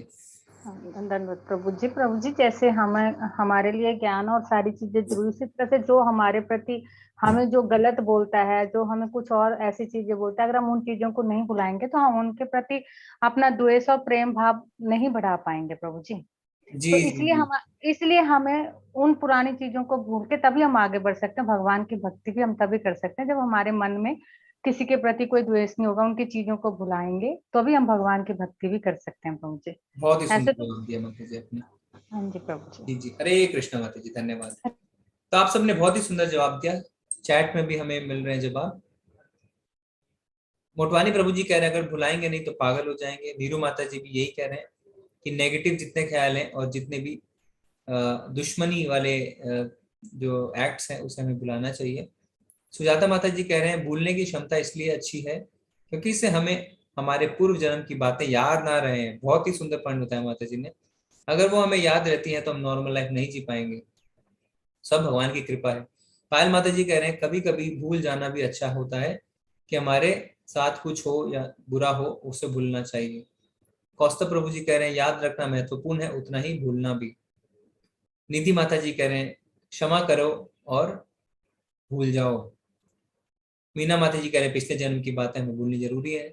उमंग प्रभु जी, बसंती माता जी कह रहे हैं भूलना जरूरी है क्योंकि अगर पुरानी बात नहीं भूलेंगे तो नया बात मन में नहीं आएगा, इसलिए भूलना जरूरी है। ठीक है। सुमित प्रभु जी कह रहे हैं भूलना भी बहुत जरूरी है वरना डिप्रेशन हो सकता है और हम बीमारी भी हमें हो सकती है, अतः भगवान कहते हैं भूलना आवश्यक है। बहुत ही अच्छा बताया प्रभु जी ने। सर्वेश प्रभु जी कह रहे हैं पुराने विचार भूलना नहीं तो कैसे आगे बढ़ पाएंगे। जी, तो आप सबने अच्छे पॉइंट्स बताए और यही आंसर है कि ये भूलना भी एक वरदान की तरह है ना। हम देखते हैं कि कई लोग बातों को नहीं भूलते हैं तो वो क्या करते हैं, वो रात में सो भी नहीं पाते हैं, बार बार उनको गांठ बांध कर बातों को याद करते रहते हैं ना। फिर क्या करते हैं, इतने ज्यादा टेंस्ड हो जाते हैं कि नशा करना शुरू कर देते हैं, ड्रग्स लेते हैं, नींद की गोली लेते हैं और पुरानी चीजों को बिल्कुल भी नहीं भूल पाते। तो परिणाम तो उसके बहुत ज्यादा बुरे होते हैं उनके साथ। तो जब हम सुबह उठते हैं तो हमें रात की काफी बातें जो है हम भूल चुके होते हैं, इसीलिए सवेरे सवेरे हमें बहुत ज्यादा फ्रेश भी लगता है। तो पहले की चीज हमें भूल जाना बहुत ही आवश्यक है। और पिछले जन्म की जहां तक बात है, मान लीजिए अगर आपको याद आ जाए कि आपके माता पिता ने आपको पिछले जन्म में मारा था, तो अब क्या उनके साथ कभी रह पाएंगे? आप नहीं रह पाएंगे। तो भूलना भी एक वरदान है। तो भगवान हमसे बहुत ज्यादा समझदार है, सबसे ज्यादा समझदार भगवान ही है। तो भगवान जो भी करते हैं वो हमारे हित के लिए ही करते हैं। तो कोई बच्चे को अगर उसके माता पिता डांटते हैं तो ऐसा नहीं है कि वो उसके जानबूझ के डांट रहे हैं, वो उसे इसलिए डांटते हैं कि उससे उसकी भलाई हो सके। ठीक है, तो हम आगे बढ़ते हैं। जीव दो प्रकार के होते हैं, च्युत तथा अच्युत। भौतिक जगत में प्रत्येक जीव च्युत यानी शर होता है और आध्यात्मिक जगत में प्रत्येक जीव अच्युत कहलाता है। इन दोनों के अतिरिक्त एक परम पुरुष परमात्मा है जो साक्षात अविनाशी है और जो तीनों लोकों में प्रवेश करके उनका पालन कर रहा है। तो च्युत कौन होता है? जिसका पतन होता है। तो कभी देवता का शरीर उसे मिलता है, कभी मनुष्य का, कभी जानवर का, कभी पेड़ का, उसे कहते हैं च्युत। अच्युत यानी उसका पतन कभी नहीं होता, आध्यात्मिक शरीर का पतन कभी नहीं होता है, क्योंकि उसका स्वभाव क्या होता है? सच्चित आनंद। और भगवान क्या कह रहे हैं कि जीवों से ऊपर कौन है? परम पुरुष। और वो परम पुरुष कौन है? भगवान खुद। इसीलिए उन्हें कहते हैं पुरुषोत्तम। ठीक है। और यहाँ पे भगवान हमें बताएंगे कि वेदों में हम देखते हैं कि एक परम पुरुष की स्तुति होती है। तो भगवान बताएंगे यहाँ पे कि वो परम पुरुष कौन है। यस्माक्षरम अतीतो हम अक्षरादपि चोत्तमः अतो तस्मि लोके वेदे च प्रथिति पुरुषोत्तमम्। चूंकि मैं शर तथा अक्षर दोनों के परे हूं और चूंकि मैं सर्वश्रेष्ठ हूं, अतएव मैं इस जगत में तथा वेदों में परम पुरुष के रूप में विख्यात हूं। तो भगवान कहते हैं कि वेदों में जिस परम पुरुष की बात हुई है वो मैं ही हूं। तो भगवान ही परम पुरुष हैं। तो यहाँ पे हम देख सकते हैं कि ब्रह्मा जी और शिव जी है ना, दोनों जब भी जो है सभाएं बिठाते हैं और जब भी देवताओं के साथ बैठते हैं, या शिव जी जो है वो माता पार्वती के साथ बैठते हैं, तो किसकी बात होती है और किसकी कथा होती है? भगवान के बारे में ही बात करते हैं। तो बड़े बड़े देवी देवता भी हमेशा भगवान की बातें ही करते हैं। फिर आगे भगवान क्या कहते हैं? यो मामेव सम्मूढ़ो जानाति पुरुषोत्तमम् स सर्वविद भजति माम सर्वभावेन भारत। जो कोई भी मुझे संशय रहित होकर पुरुषोत्तम भगवान के रूप में जानता है वह सब कुछ जानता है। अतएव हे भारत पुत्र, वह व्यक्ति मेरी पूर्ण भक्ति में रत होता है। तो जो भगवान के विषय में जान जाएगा कि भगवान सब कुछ है, भगवान ही हमारे स्वामी हैं, तो वो स्वाभाविक तरीके से उनका दास हो जाएगा, है ना। जीवेर स्वरूप होए कृष्ण नित्यदास। तो जब हम भगवान को अपना स्वामी स्वीकार कर लेंगे तो निश्चित सी बात है, अगर कोई स्वामी है तो हम अपने आप उनके दास हो जाते हैं। अब भगवान क्या बताते हैं इस अध्याय के आखिरी श्लोक में? इति गुह्यतमं शास्त्रम इदम उक्तम मया नघः एतद् बुद्ध्वा बुद्धिमान् स्यात् कृतकृतश्च भारत। हे अनघ, यह वैदिक शास्त्रों का सर्वाधिक गुप्त अंश है जिसे मैंने अब प्रकट किया है। जो कोई इसे समझता है वह बुद्धिमान हो जाएगा और उसके प्रयास पूर्ण होंगे। तो अनघ यानी पाप से रहित। तो भगवान कहते हैं अर्जुन को, हे अनघ, हे निष्पाप, ये जो अध्याय मैंने तुम्हें बताया ये बहुत ही ज्यादा कॉन्फिडेंशियल, बहुत ही ज्यादा गुप्त अंश तुम्हें बताया है। क्यों? क्योंकि भगवान ने अपने धाम के बारे में हमें बताया है और विस्तार से भगवान ने जो है तुलना करी है भौतिक और आध्यात्मिक जगत के बीच में। तो हम जानते हैं, जैसा हमने उदाहरण लिया था कि प्रधानमंत्री जो है वो अपने कार्यालय में, अपने ऑफिस में क्या करता है हमें सबको पता है, पर अपने घर पे वो क्या करता है वो हमें किसी को नहीं पता। पर भगवान ने यहाँ पे उस गुप्त ज्ञान को भी हमें बता दिया है कि भगवान का धाम कैसा है। तो अब भगवत गीता के बाद हमारी दृष्टि बदल जाती है ना। पहले हम क्या सोचते हैं, ये संपत्ति मेरी है, सब मेरा है, पर बाद में क्या है, हम तथ्य को भूल जाते हैं कि हम यहाँ के अस्थायी रूप में आए हैं। फिर बाद में हमारी दृष्टि क्या हो जाती है? बाद में हमारी दृष्टि हो जाती है कि नहीं, मैं तो यहाँ पे अस्थायी रूप में हूं, ये सब भगवान का है। तो सही दृष्टि कैसे हमारी बदलती है? पहला पर जो व्यक्ति है वो क्या सोचता है, तुम्हारी हिम्मत कैसे हुई मुझे मूर्ख कहने की। तो झूठी प्रतिष्ठा से युक्त है ये व्यक्ति, है ना। वो सोचता है मुझे मूर्ख कैसे कह दिया तुमने। पर जो व्यक्ति भगवत गीता पढ़ लेता है, जिसे ज्ञान हो जाता है, वो क्या कहता है, मैं मूर्ख हूं जिसने कृष्ण को छोड़ दिया और यहाँ पीड़ित हूं। मैं मूर्ख हूं क्योंकि मैंने भगवत धाम छोड़ दिया और यहाँ पे मृत्यु लोक में आ गया। तो ये व्यक्ति झूठी प्रतिष्ठा से मुक्त है। अब मान लीजिए कोई आपको कहता है कि जो तुम इतने पैसे कमाते हो वो किसके कारण है, तो जो भ्रम से युक्त है वो क्या कहेगा, मैं इतना पैसा कमाता हूं क्योंकि मैं सुपर टैलेंटेड हूं, ये देखो मेरा टैलेंट, मैं इतना बुद्धिमान हूं, है ना, इसीलिए मैंने इतने पैसे कमाए। पर जो भ्रम से मुक्त है वो क्या कहेगा, मेरे पास जो कुछ भी है वो कृष्ण की दया के कारण ही है, क्योंकि मेरी बुद्धि, मेरा बल, मेरी क्षमता सब भगवान के कारण ही है। तो जब जब मैंने अपनी बुद्धि का इस्तेमाल किया तो भगवान कहते हैं क्या, स्मरण भी मैं हूँ, बुद्धि भी मैं हूँ, इंटेलिजेंस भी मैं हूँ, विस्मृति भी मैं हूँ। तो जब सब भगवान के कारण ही है, तो ये पैसे जो मैंने कमाए हैं वो भगवान की कृपा ही है। इसी तरीके से रिश्तों में क्या होता है, हम सोचते हैं मेरा बच्चा, मेरी पत्नी, मेरे रिश्तेदार, पर जब हमें पता चलता है, हमें ज्ञान आता है, क्या होता है, मेरे प्रभु, है ना। तो इसका अर्थ ये नहीं है कि हमें अपना परिवार छोड़ देना है, इसका अर्थ ये है हमें अपने परिवार को भी भक्ति में लगाना है। तो इससे हम अध्याय के अंत में आते हैं। हम प्रभुपाद जी के कुछ शब्द देख लेते हैं। जहां भी भक्ति होती है वहां भौतिक कलमश नहीं रहता। भगवत भक्ति तथा स्वयं भगवान एक है। बहुत ही ये महत्वपूर्ण प्रभुपाद जी ने बताया हमें कि भगवत भक्ति और भगवान एक हैं।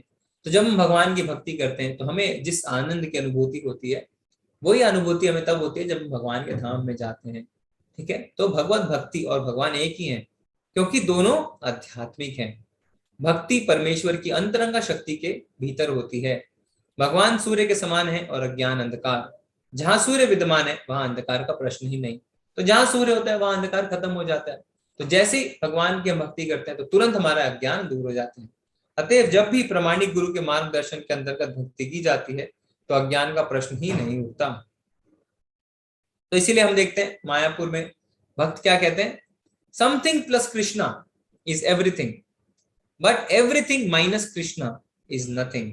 ठीक है, तो अगर आप देखिए कोई मैथमेटिक्स के फॉर्मूला की तरह, तो something plus Krishna is everything, पर अगर आप इसको सोचें एवरीथिंग माइनस कृष्णा, समथिंग नहीं, नथिंग। तो यानी कृष्ण जिस चीज से हट जाते हैं वो कुछ भी नहीं रहता। प्रत्येक व्यक्ति को चाहिए कि इस कृष्ण भावनामृत को ग्रहण करें और बुद्धिमान तथा शुद्ध बनने के लिए भक्ति करें। जब तक कोई कृष्ण को इस प्रकार नहीं समझता और भक्ति में प्रवृत्त नहीं होता, तब तक सामान्य मनुष्य की दृष्टि में कोई कितना ही बुद्धिमान क्यों ना हो, वह पूर्णतः बुद्धिमान नहीं होता। अनग अर्थात हे निष्पाप, जब तक मनुष्य पाप कर्मों से मुक्त नहीं हो जाता तब तक कृष्ण को समझ पाना कठिन है। उसे समस्त कलमश, समस्त पाप कर्मों से मुक्त होना होता है, तभी वह समझ सकता है। लेकिन भक्ति इतनी शुद्ध तथा शक्तिमान होती है कि एक बार भक्ति में प्रवृत्त होने पर मनुष्य स्वतः निष्पाप हो जाता है। तो बिना निष्पाप हुए हम भगवान को नहीं समझ सकते। तो निष्पाप कैसे हो, जैसे हम भक्ति की शुरुआत करते हैं तो इतनी ज्यादा शक्तिशाली है भक्ति कि हम धीरे धीरे अपने आप निष्पाप हो जाते हैं। सबसे महत्वपूर्ण बात जिस पर विजय पानी है वह हृदय की दुर्बलता। पहला पतन प्रकृति पर प्रभुत्व जताने की इच्छा के कारण होता है। दूसरी हृदय की दुर्बलता है कि जब कोई अधिकाधिक प्रभुत्व जताने की इच्छा करता है तो वह भौतिक पदार्थ के स्वामित्व के प्रति आसक्त हो जाता है।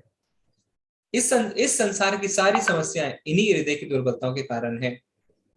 इस अध्याय के प्रथम 5 श्लोक में हृदय की इन्हीं दुर्बलताओं के से अपने को मुक्त करने की विधि का वर्णन हुआ है। तो प्रथम 5 श्लोक में हमने देखा था किस तरीके से जो उल्टा पेड़ है हमें उसमें फंसना नहीं है, हमें उसे विरक्ति के शस्त्र से काट देना है। और 6ठे श्लोक से अंतिम श्लोक तक पुरुषोत्तम योग की विवेचना हुई है। ठीक है, तो इससे हमारा यह अध्याय शेष होता है। अगर आपके कोई प्रश्न है तो आप हैंड रेज कर सकते हैं, नहीं तो आप चैट में भी लिख सकते हैं। हरे कृष्णा। हरे कृष्ण प्रभु जी, हरे कृष्ण। हरे कृष्ण। हरे कृष्ण प्रियांका प्रभु जी। हरे कृष्ण प्रभु जी। हरे कृष्ण माता जी। हरे कृष्ण हरे प्रभु जी। एक मेरा बहुत ही सिंपल क्वेश्चन है, जैसे में हम मंत्र का जाप करते हैं तो हम लोग, बहुत सारे लोग ऐसे बोलते हैं कि हरे कृष्ण कृष्ण कृष्ण हरे हरे, हरे राम राम राम हरे हरे। कुछ लोग ऐसे भी बोलते हैं हरे कृष्ण कृष्ण कृष्ण हरे हरे, हरे राम राम राम हरे हरे। तो कहीं कृष्ण की जगह कृष्णा यूज करते हैं और राम की जगह रामा यूज करते हैं। तो क्या ये सही है या फिर ये हमें चेंज करना चाहिए? नहीं, कोई दोनों में कोई फर्क नहीं है प्रभु जी, दोनों एक ही है। कृष्ण भी बोल सकते हैं, कृष्णा भी बोल सकते हैं। और एक बात प्रभु जी, जैसे में हम मतलब बिहार क्षेत्र से बिलोंग करते हैं, तो वहाँ पे हमारे यहाँ एक अष्टजाम बोलते हैं, यज्ञ होता है। तो उसमें मंत्र जाप वगैरह होता है, हवन सब कुछ 24 घंटे तक अटूट यही मंत्र होता है। लेकिन उसमें क्या होता है कि हरे राम राम राम हरे हरे, हरे कृष्ण कृष्ण कृष्ण हरे हरे होता है। मतलब जो हरे राम होता है वो पहले होता है। तो क्या हम ऐसे भी कर सकते हैं क्या? कर सकते हैं प्रभु जी। अगर आप लगातार बोलेंगे ना तो आपको खुद ही नहीं पता चलेगा कि कौन सा आपने पहले बोला, कौन सा बाद में बोला। हाँ, ये तो होता है, सही बात है। हाँ, तो मतलब ऐसा कुछ नहीं कि पहले क्या बोलना है, पहले हाँ। हरे और कृष्ण। इसमें क्या था कि शास्त्रों में पहले हरे राम था, फिर जब चैतन्य महाप्रभु आए तो उन्होंने इसे उल्टा कर दिया। तो इसका हमने कारण ये बताया था कि कृष्ण जी के साथ, कृष्ण जी रसराज हैं, आप उनके साथ हर रस में जुड़ सकते हैं ना। माधुर्य रस में, वात्सल्य रस में, दास से साख्य और शांत रस में। पर राम जी के साथ आप हर रस में नहीं जुड़ सकते हैं, जैसे माधुर्य रस में आप नहीं जुड़ सकते उनके साथ। तो इसीलिए कृष्ण जी रसराज है, तो उन्होंने कृष्ण जी का पहले नाम रख दिया था। पर उसमें अगर आपको कंफर्टेबल नहीं लगता है, आपको आदत पहले राम बोलने की है, तो आप पहले राम बोलिए। आप लगातार बोलते जाएंगे तो आप खुद ही नहीं पता कर पाएंगे कि आपने राम और कृष्ण तो एक ही हैं, उसमें जी कोई जी जी जी जी जी जी जी। ठीक है प्रभु जी। हरे कृष्ण प्रभु जी। हरे कृष्ण। हरे कृष्ण ख्याति माता जी। प्रणाम माता जी। प्रणाम प्रभु जी। हरे कृष्ण माता जी। हरे कृष्ण प्रभु जी। आप थोड़ा सा अतरंगा इसके बारे में बताएंगे, अतरंगा शक्ति के बारे में। जी जी जी। उससे पहले मैंने शायद श्लोक ऑफ द डे आज नहीं बताया, मैं वो बता देता हूँ। तो 15वां अध्याय का 15वां श्लोक जो है वो हमारा श्लोक ऑफ द डे है। ठीक है, आप उसको नोट कर लीजिए। तो 15वां अध्याय का 15वां श्लोक, सर्वस्य चाहम हृदय सन्निविष्टो।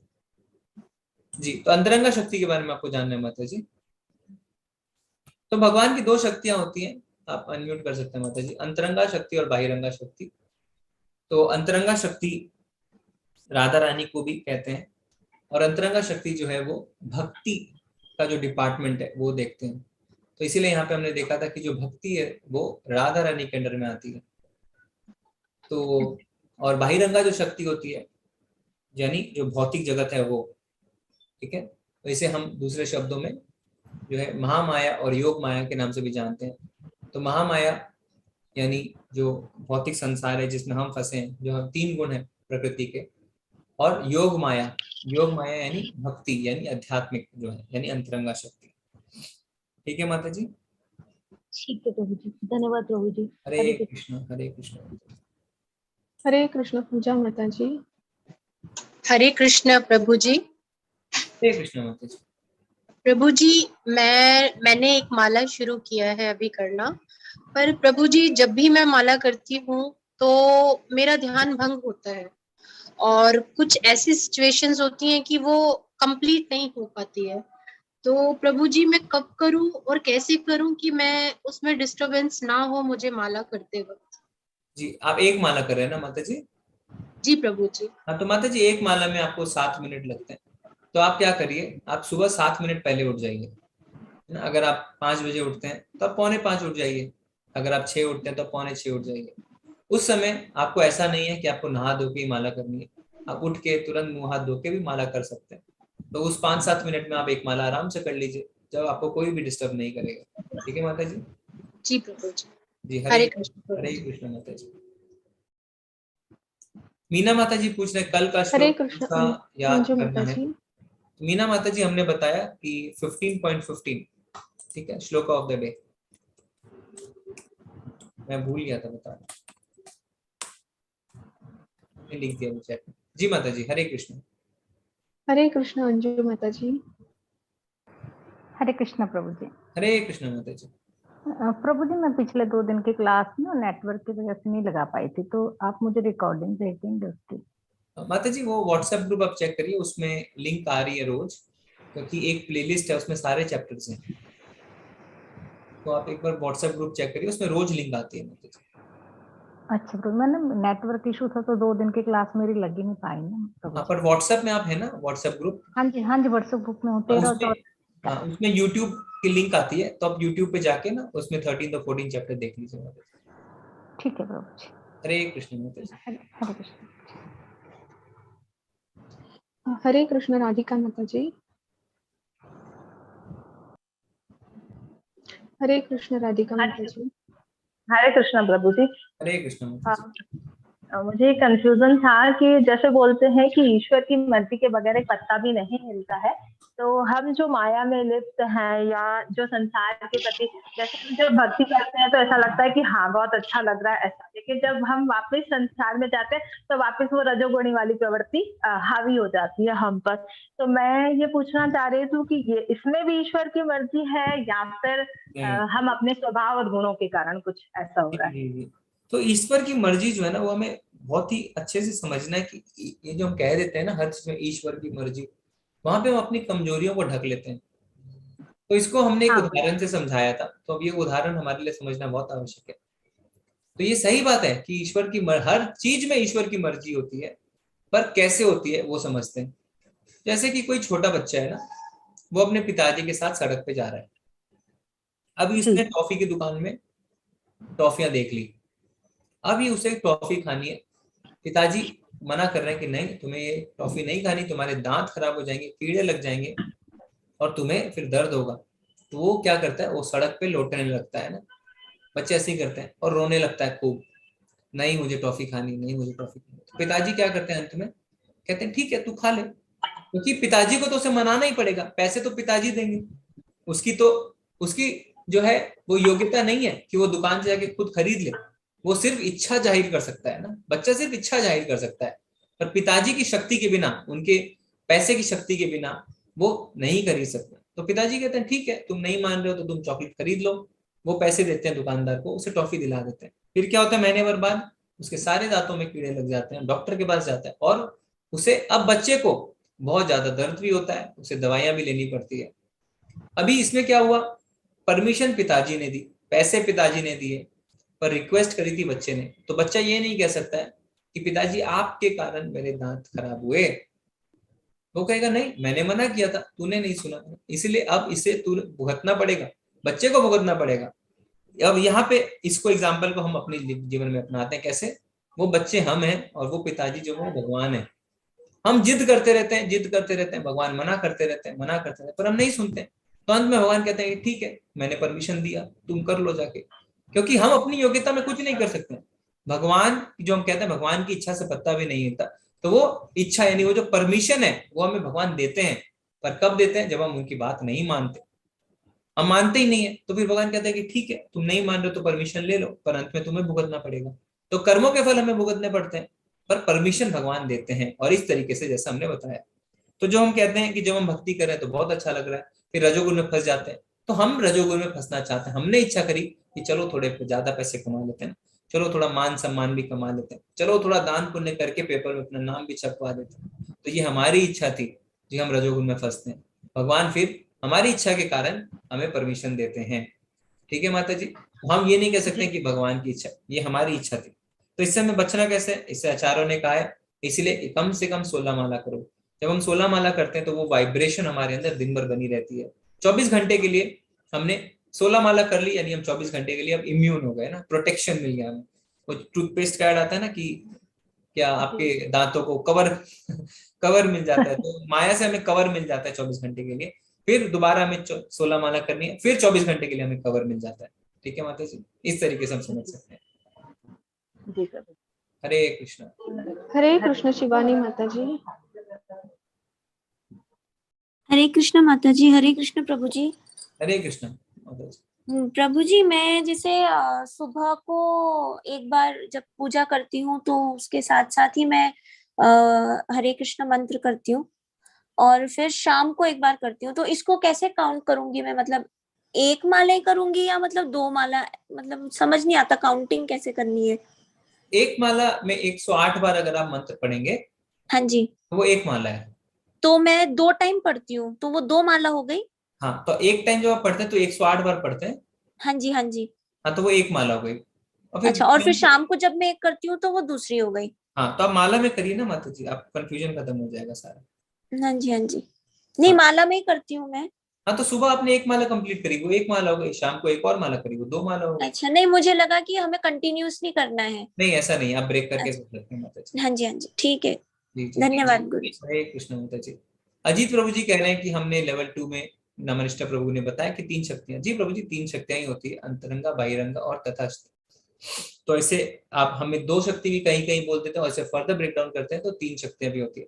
तो जो तटस्थ शक्ति होती है, यानी बॉर्डर लाइन, यानी अंतरंगा और बहिरंगा के बीच की जो शक्ति होती है, वो हम जीवात्मा है। हम तो जीवात्मा जो है ना, वो बॉर्डर लाइन पे आध्यात्मिक कार्य करेंगे तो अंतरंगा शक्ति के पास जाएंगे, राधा रानी के पास जाएंगे, और अगर भौतिक कार्य करेंगे तो बहिरंगा शक्ति यानी महामाया यानी दुर्गा देवी के पास। ठीक है, तो हम बीच वाले लाइन पे, हम ब्रिज, इसीलिए कहते हैं ना ब्रिज पे हम। तो ब्रिज के इस पार जो राधा रानी खड़ी है भक्ति के लिए, और ब्रिज के उस पार दुर्गा देवी खड़ी है भौतिक चीजों के लिए। तो हम अपनी गतिविधियों, अपने कर्तव्यों के हिसाब से कि हम क्या चुनते हैं, हम इधर उधर हो सकते हैं। तो जीवात्मा जो है वो तटस्थ शक्ति है। ओके प्रभु जी। हाँ प्रभु जी, आप अनम्यूट कर लीजिए अपने आप को। हरे कृष्ण। अजी हरे प्रभु कृष्ण प्रभु जी। जी जी प्रभु जी। हाँ प्रभु जी, ऐसे ही बताया था प्रभु जी ने जैसे अभी आप बता रहे हैं। जी जी जी। तो मेरा एक प्रश्न यह है प्रभु जी, क्या मुझे, मैं वैसे तो रोज 5 माला कर रहा हूँ जैसे तैसे, पर आलस से बहुत आ रहा है। माला करते टाइम नहीं आ रहा, पहले शुरू शुरू में आता था, अब माला करते टाइम तो नहीं आता, हमेशा नहीं है। केवल मन कभी कभी होता है, बाकी आलस नहीं आता माला करते टाइम, अब आराम से कर लेता हूँ। और मेरे क्या डायबिटीज है लगभग 10 साल से, तो ऐसे पूरे दिन ज्यादा आलस आता है। तो जैसे अभी हमारी छुट्टियां चल रही हैं, 4 दिन छुट्टियां हैं, 2 दिन बीत गए, तो मैंने सोचा था शायद दिन में ज्यादा कर लूंगा, तो दिन में हो नहीं पाती हैं, मतलब बहुत शरीर में कुछ ऐसा आलस सा रहता है। तो कैसे कोशिश करें? अब ये तो बॉडी है, जो वो पाप कर्मों के वो तो चलती रहेगी उसके हिसाब से, तो हम एक्स्ट्रा कैसे और कर सकते हैं, बड़ा कैसे सकते हैं? जी जी जी। तो जो प्रभु जी जो आलस से रहता है, देखिए एक होगी बीमारी, वो बात अलग है, उसमें हमें शरीर का ध्यान दे। दूसरा जो आलस है, जब हमें सोने का मन करता रहता है ना, तो वो तमोगुण की निशानी है। तो माइंड को उधर से हटाना है एक बार तुरंत। तो अगर आपको तुरंत, तो आप बैठिए मत, आप चल फिर के करिए माला, है ना। आप उधर ज्यादा सोचिए मत। जैसे आप उसके बारे में ज्यादा सोचेंगे, चलो मैं थोड़ा देर लेट जाऊं, चलो अभी तो छुट्टियां हैं, फिर ऑफिस खुल जाएगा, फिर ऑफिस जाना पड़ेगा, तो बस आपको पकड़ लिया आपके मन ने। अभी तमोगुण ने आपको ऑलरेडी पकड़ लिया, आपको पता ही नहीं चला, और आप सोएंगे ही सोएंगे। पर तुरंत अगर आप उस ख्याल को भूल जाएंगे और आप बोलेंगे ठीक है मैं घूम घूम के मालाएं कर लेता हूँ, आज मैं 4 माला और करता हूँ, चलो मैं कुछ पढ़ लेता हूँ, है ना भगवत माला करने में क्या है, एक मेरा, मैं क्या हमेशा नहा के ही माला करता हूँ। तो जैसे सुबह जगूंगा तो मैं भले ही जल्दी जग गया, पर जैसे क्या है पैरों में ऐसे झंझनाहट सी रहती है, तो कई बार क्या खड़ा होने में, ऐसा करने में दिक्कत आती है थोड़ी, जी। तो मैं नहीं होता हूँ, तो मैं जब तक नहाता नहीं हूँ तब तक माला भी नहीं करता, तो ऐसे ज्यादा आलस हो जाता है फिर। जी, तो इसीलिए मैंने कहा था कि माला के आसपास ऐसे नियमों को ना बांधे जिससे आपको आलस आने लगे। तो इसमें हम, भगवान ने खुद ही कहते हैं ना कि कोई भी देश काल का नियम नहीं है। तो हमें इतना ऐसे अपने, अगर हम जब तक नहीं निभा पाए ऐसे नियमों को ना बांधे जिससे हमें उल्टा कार्य करना पड़ जाए, हम नहीं, और पर आतंक मैं में जितनी माला कर रहा हूँ उतनी तो करता हूँ कैसे भी, अगर सुबह नहीं होती तो शाम को कर लेता हूँ जी 5 मालाएं तो। पर मेरे क्या है, जो जप माला है वो तुलसी की है, तो मैं बिना नहाए नहीं करता हूँ। जी। तो कोई बात नहीं प्रभु जी, उसमें आपको अगर नहा के आपका नियम है, तो ऐसा नहीं लिखा ना कि खाली हमें सुबह ही नहाना है। आपको जब आलस है तब नहा सकते हैं। प्रभुपाद जी ने एक बार क्या किया था, एयरपोर्ट पे वो हाँ थे। मैं ऐसे ही करता हूँ, कभी जैसे सुबह की जगह, जैसे हाँ अभी छुट्टी है, स्कूल जाता हूँ, तो मैं टीचर हूँ सर वैसे बेसिस से, जी तो मैं सुबह स्कूल जाता हूँ जब, तो सुबह नहा लेता हूँ। माला ज्यादातर शाम को ही करता हूँ, अभी मॉर्निंग का टाइम चल रहा है, स्कूल का 7 बजे जाना होता है, जी जी और अकेला रहता हूँ तो नाश्ता वगैरह भी बनाना करना होता है। जी लेकिन जैसे छुट्टी के दिन है तो मैं क्या है, वो सुबह की जगह अब सोचता हूँ, सुबह जब हम रोज तैयार हो जाते हैं 6 बजे निकल जाते, तो उस टाइम माला कर सकते हैं, लेकिन उस दिन अब माला 10 बजे करेंगे, सुबह करता हूँ पर 10 बजे करेंगे, तो फिर वो क्या है, थोड़ा ज्यादा हो जाता है। जी। नहीं, आप 2-3 बार भी नहा सकते हैं ना। प्रभुपाद जी क्या करते थे, हाँ जैसे ही उन्हें थोड़ी सी थकान लगती थी वो तुरंत नहा लेते थे। और उन्होंने कहा भी है, जैसे हम आते हैं ऑफिस से, हम बाहर से आते हैं, हमें अपने पैरों को धोना चाहिए, उससे उससे हमारा आलस से खत्म होता है। एक बार वो लॉन्ग फ्लाइट से आ रहे थे, तो उन्हें बहुत ज्यादा थकान लग रही थी, एयरपोर्ट पे कोई फैसिलिटी नहीं थी, तो वो क्या करते हैं, वो बाथरूम में जाके वॉश बेसिन के पानी से ही वहां पे नहा लेते हैं, है ना। क्योंकि उन्हें पता है कि मुझे अपने इस आलस को भगाना है, तो वहीं पे नहा लेते हैं। और फिर वहां पे एक बगल में स्वीपर भी रहता है, वो देखता है कि क्या किया है इन्होंने। पर प्रभुपाद जी एकदम प्रैक्टिकल थे, वो ऐसा नहीं थे कि चलो अभी मैं कहाँ ना हूँ कहाँ नहीं, तुरंत वो जाते हैं, 2 लोटा पानी डालते हैं अपने ऊपर और फ्रेश हो जाते हैं। तो जैसे हमें लगता है कि हमें आलस आ रहा है, कुछ आ रहा है, तो तुरंत बिना सोचे उठें, जाएं और, है ना, तुरंत नहा के निकल जाए, 2 मिनट भी नहीं लगेंगे, तो आपका आलस आप देखेंगे बहुत ज्यादा खत्म हो गया। ठीक है। हाथ मुंह तो मैं हमेशा धोता ही हूँ प्रभु जी आने से, और नहाता भी मैं 2 टाइम हूँ, सुबह और शाम दोनों टाइम ही जी नहाता हूँ। जी जी बाकी तो मैं पूजा वगैरह, भोग वगैरह भगवान का ज्यादा नहीं करता, और मैं बचपन से दीपक भगवान के सामने जला के आरती करता हूँ, जो जी जी जी जी दोनों टाइम में नहाता हूँ। जी जी जी जी जी।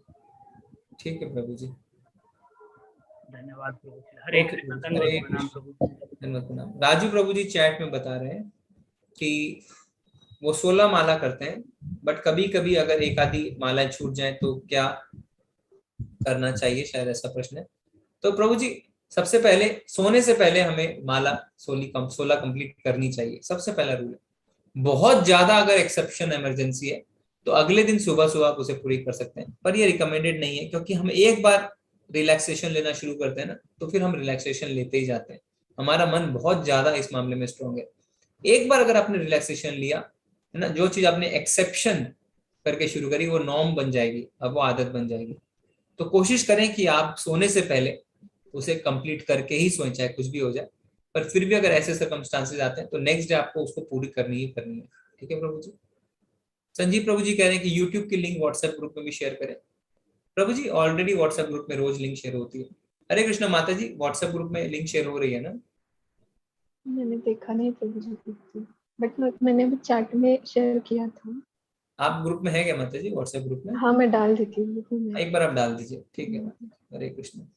हरे कृष्णा प्रभु जी, जय श्री कृष्ण प्रभु जी। हरे कृष्ण प्रभु जी। प्रभु जी श्लोका नंबर 15.15 में भगवान कहते हैं कि मैं सबके हृदय में विराजमान हूँ और मेरे से ही सबको स्मृति, ज्ञान और विस्मृति आती है जी। मैं ही सब वेदांत का ज्ञाता हूँ। तो भगवान जी कह रहे हैं कि मेरे से ही सबको स्मृति, ज्ञान और विस्मृति आती है, तो विस्मृति भी भगवान क्यों दे रहे हैं? प्रभु जी आपने कब ज्वाइन किया क्लास? मैंने शुरू से ज्वाइन किया था प्रभु जी।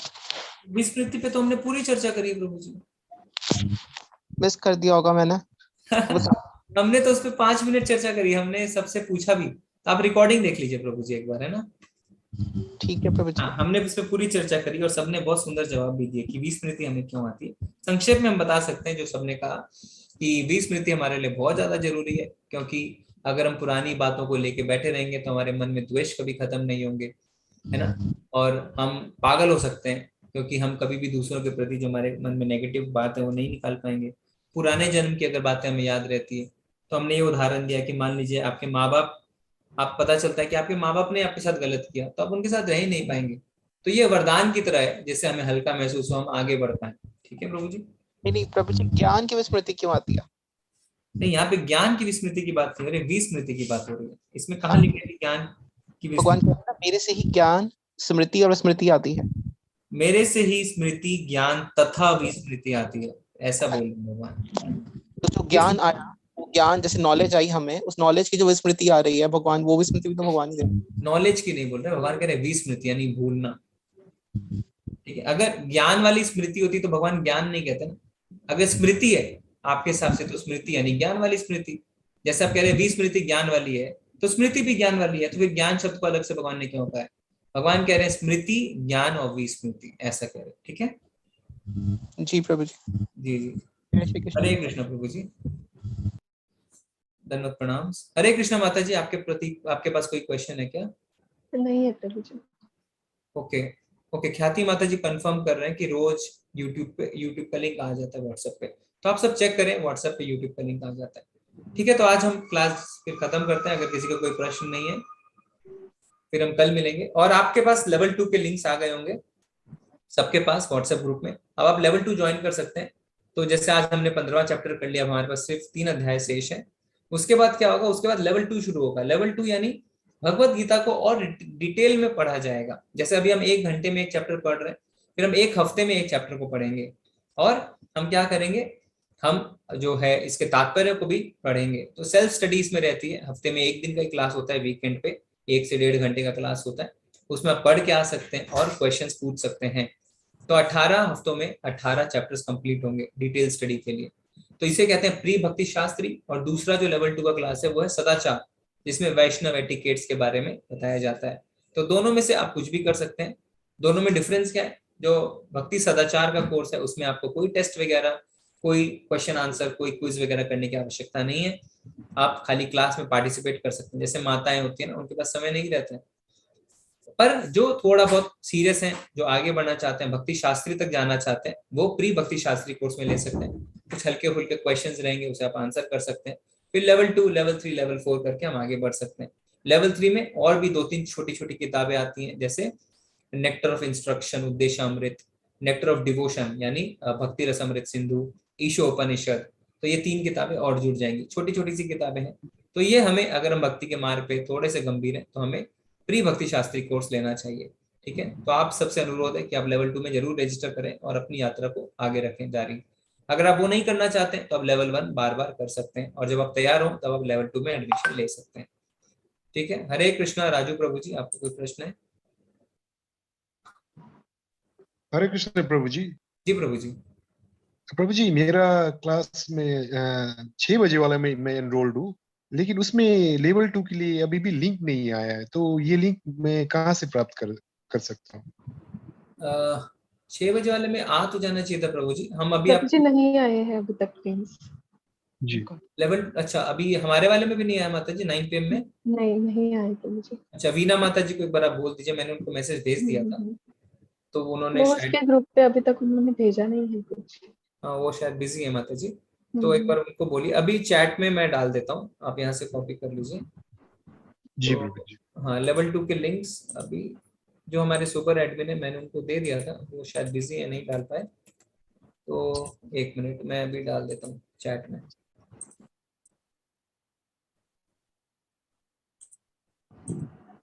ठीक है, आप यहाँ से कॉपी कर लीजिए लेवल 2 के लिंक्स जो हैं। ओके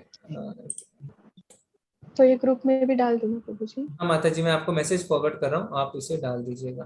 ठीक है अभी भेज देता हूँ। और एक बार माता जी आप बीना माता जी को भी रिमाइंड कर दीजिए कि बाकी टाइम में भी वो डाल देंगे। जी प्रभु जी। मैं भी उनको भेज देता हूँ जी। तो अभी मैंने भेज दिया है, तो आप सब ज्वाइन करें इसे। और इसके साथ एक वो भी है, पोस्टर भी है, मैं वो भी डाल देता हूँ।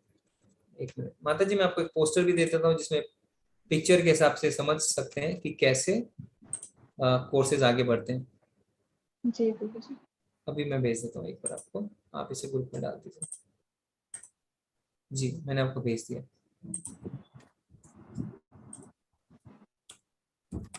ठीक है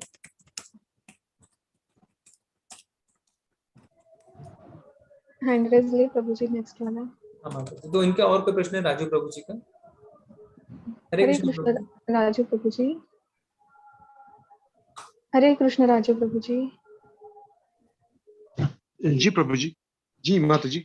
ओके और कोई प्रश्न नहीं है ना प्रभु जी, यही जानना था ना आपको? ठीक है जी जी जी हरे कृष्ण। धन्यवाद। हरे कृष्ण अजीत प्रभु जी। हरे कृष्ण। हरे कृष्णा प्रभु जी। जी प्रभु जी। प्रभु जी भक्ति शास्त्री भक्ति शास्त्री में तो मैं क्या पहले से लेवल 2 में चल रहा हूँ और मैं इसमें भी ज्वाइन कर लूंगा उसमें लेवल 2 में, पर जो भक्ति सदाचार वाला कोर्स है ना प्रभु जी जी मुझे उसमें भी क्या ज्वाइन करना था। मैंने पहले किया पर उसका कोई बैठा नहीं, मेरी समझ में नहीं आया, मतलब उसकी क्लासें कब चलती हैं ऐसी सिस्टमेटिक नहीं होती, तो मुझे इसमें ज्वाइन करना है उसमें भक्ति सदाचार वाले में। कोई बात नहीं, तो कैसे अभी आप कर लीजिए, जो अभी लिंक आपके ग्रुप में आ जाएगा लेवल 2 का। नहीं लिंक तो मेरे पास आ गए प्रभु जी, वो दूसरे ग्रुपों में जुड़ा हुआ हूँ ना मैं पहले वाले में। हाँ तो मेरे पास सारे आ गए लिंक, तो पहले से आ जाते हैं, पोस्टर वगैरह लिंक सारे हैं। हाँ तो उसमें आप फिर ज्वाइन हो जाइए सदाचार में, कोई बात नहीं।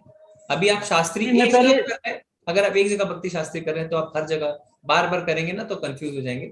एक जगह भक्ति शास्त्री करिए और एक ही जगह सदाचार करिए, है ना प्रभु जी? ऐसा करेंगे तो आपको अच्छा रहेगा। ठीक है, तो प्रभु जी आप प्री भक्ति शास्त्री तो मेरा उधर चल रहा है, ठीक हाँ, है। मैंने तो उधर आपको दोबारा ज्वाइन वाला करने की आवश्यकता नहीं है, सदाचार वाला आप ज्वाइन कर लीजिए। ठीक है प्रभु जी, मैंने उधर सदाचार वाला भी किया पर उसकी क्लास मेरी हो नहीं पाई, मेरे उससे कुछ बैठा ही नहीं। कभी क्लास ऐसे आती है कि हमारा स्कूल चल रहा है ऐसे, उसमें कोई फिक्स नहीं है, कभी कभी डालते हैं। और बाकी जो प्री भक्ति शास्त्री है या लेवल 1 था, इसमें तो जैसे टाइम फिक्स रहता है, हमने जो टाइम चुना उस टाइम पर क्लासें चलती है। जी जी जी जी जी तो वो कर लीजिए। हाँ और इस बार तो लेवल 2 जो है वो प्रभु जी ने कहा है कि मुझे ही कि मैं कंटिन्यू करूंगा, तो इस बैच से जो भी अब लेवल 2 रहेंगे, लेवल 1 से जो लेवल 2 में जाएंगे तो फिर हम साथ में उसे हफ्ते में एक बार लेवल 2 की क्लास से कंटिन्यू कर सकते हैं। ठीक है जी प्रभु। हरे कृष्ण गगनजीत माता जी।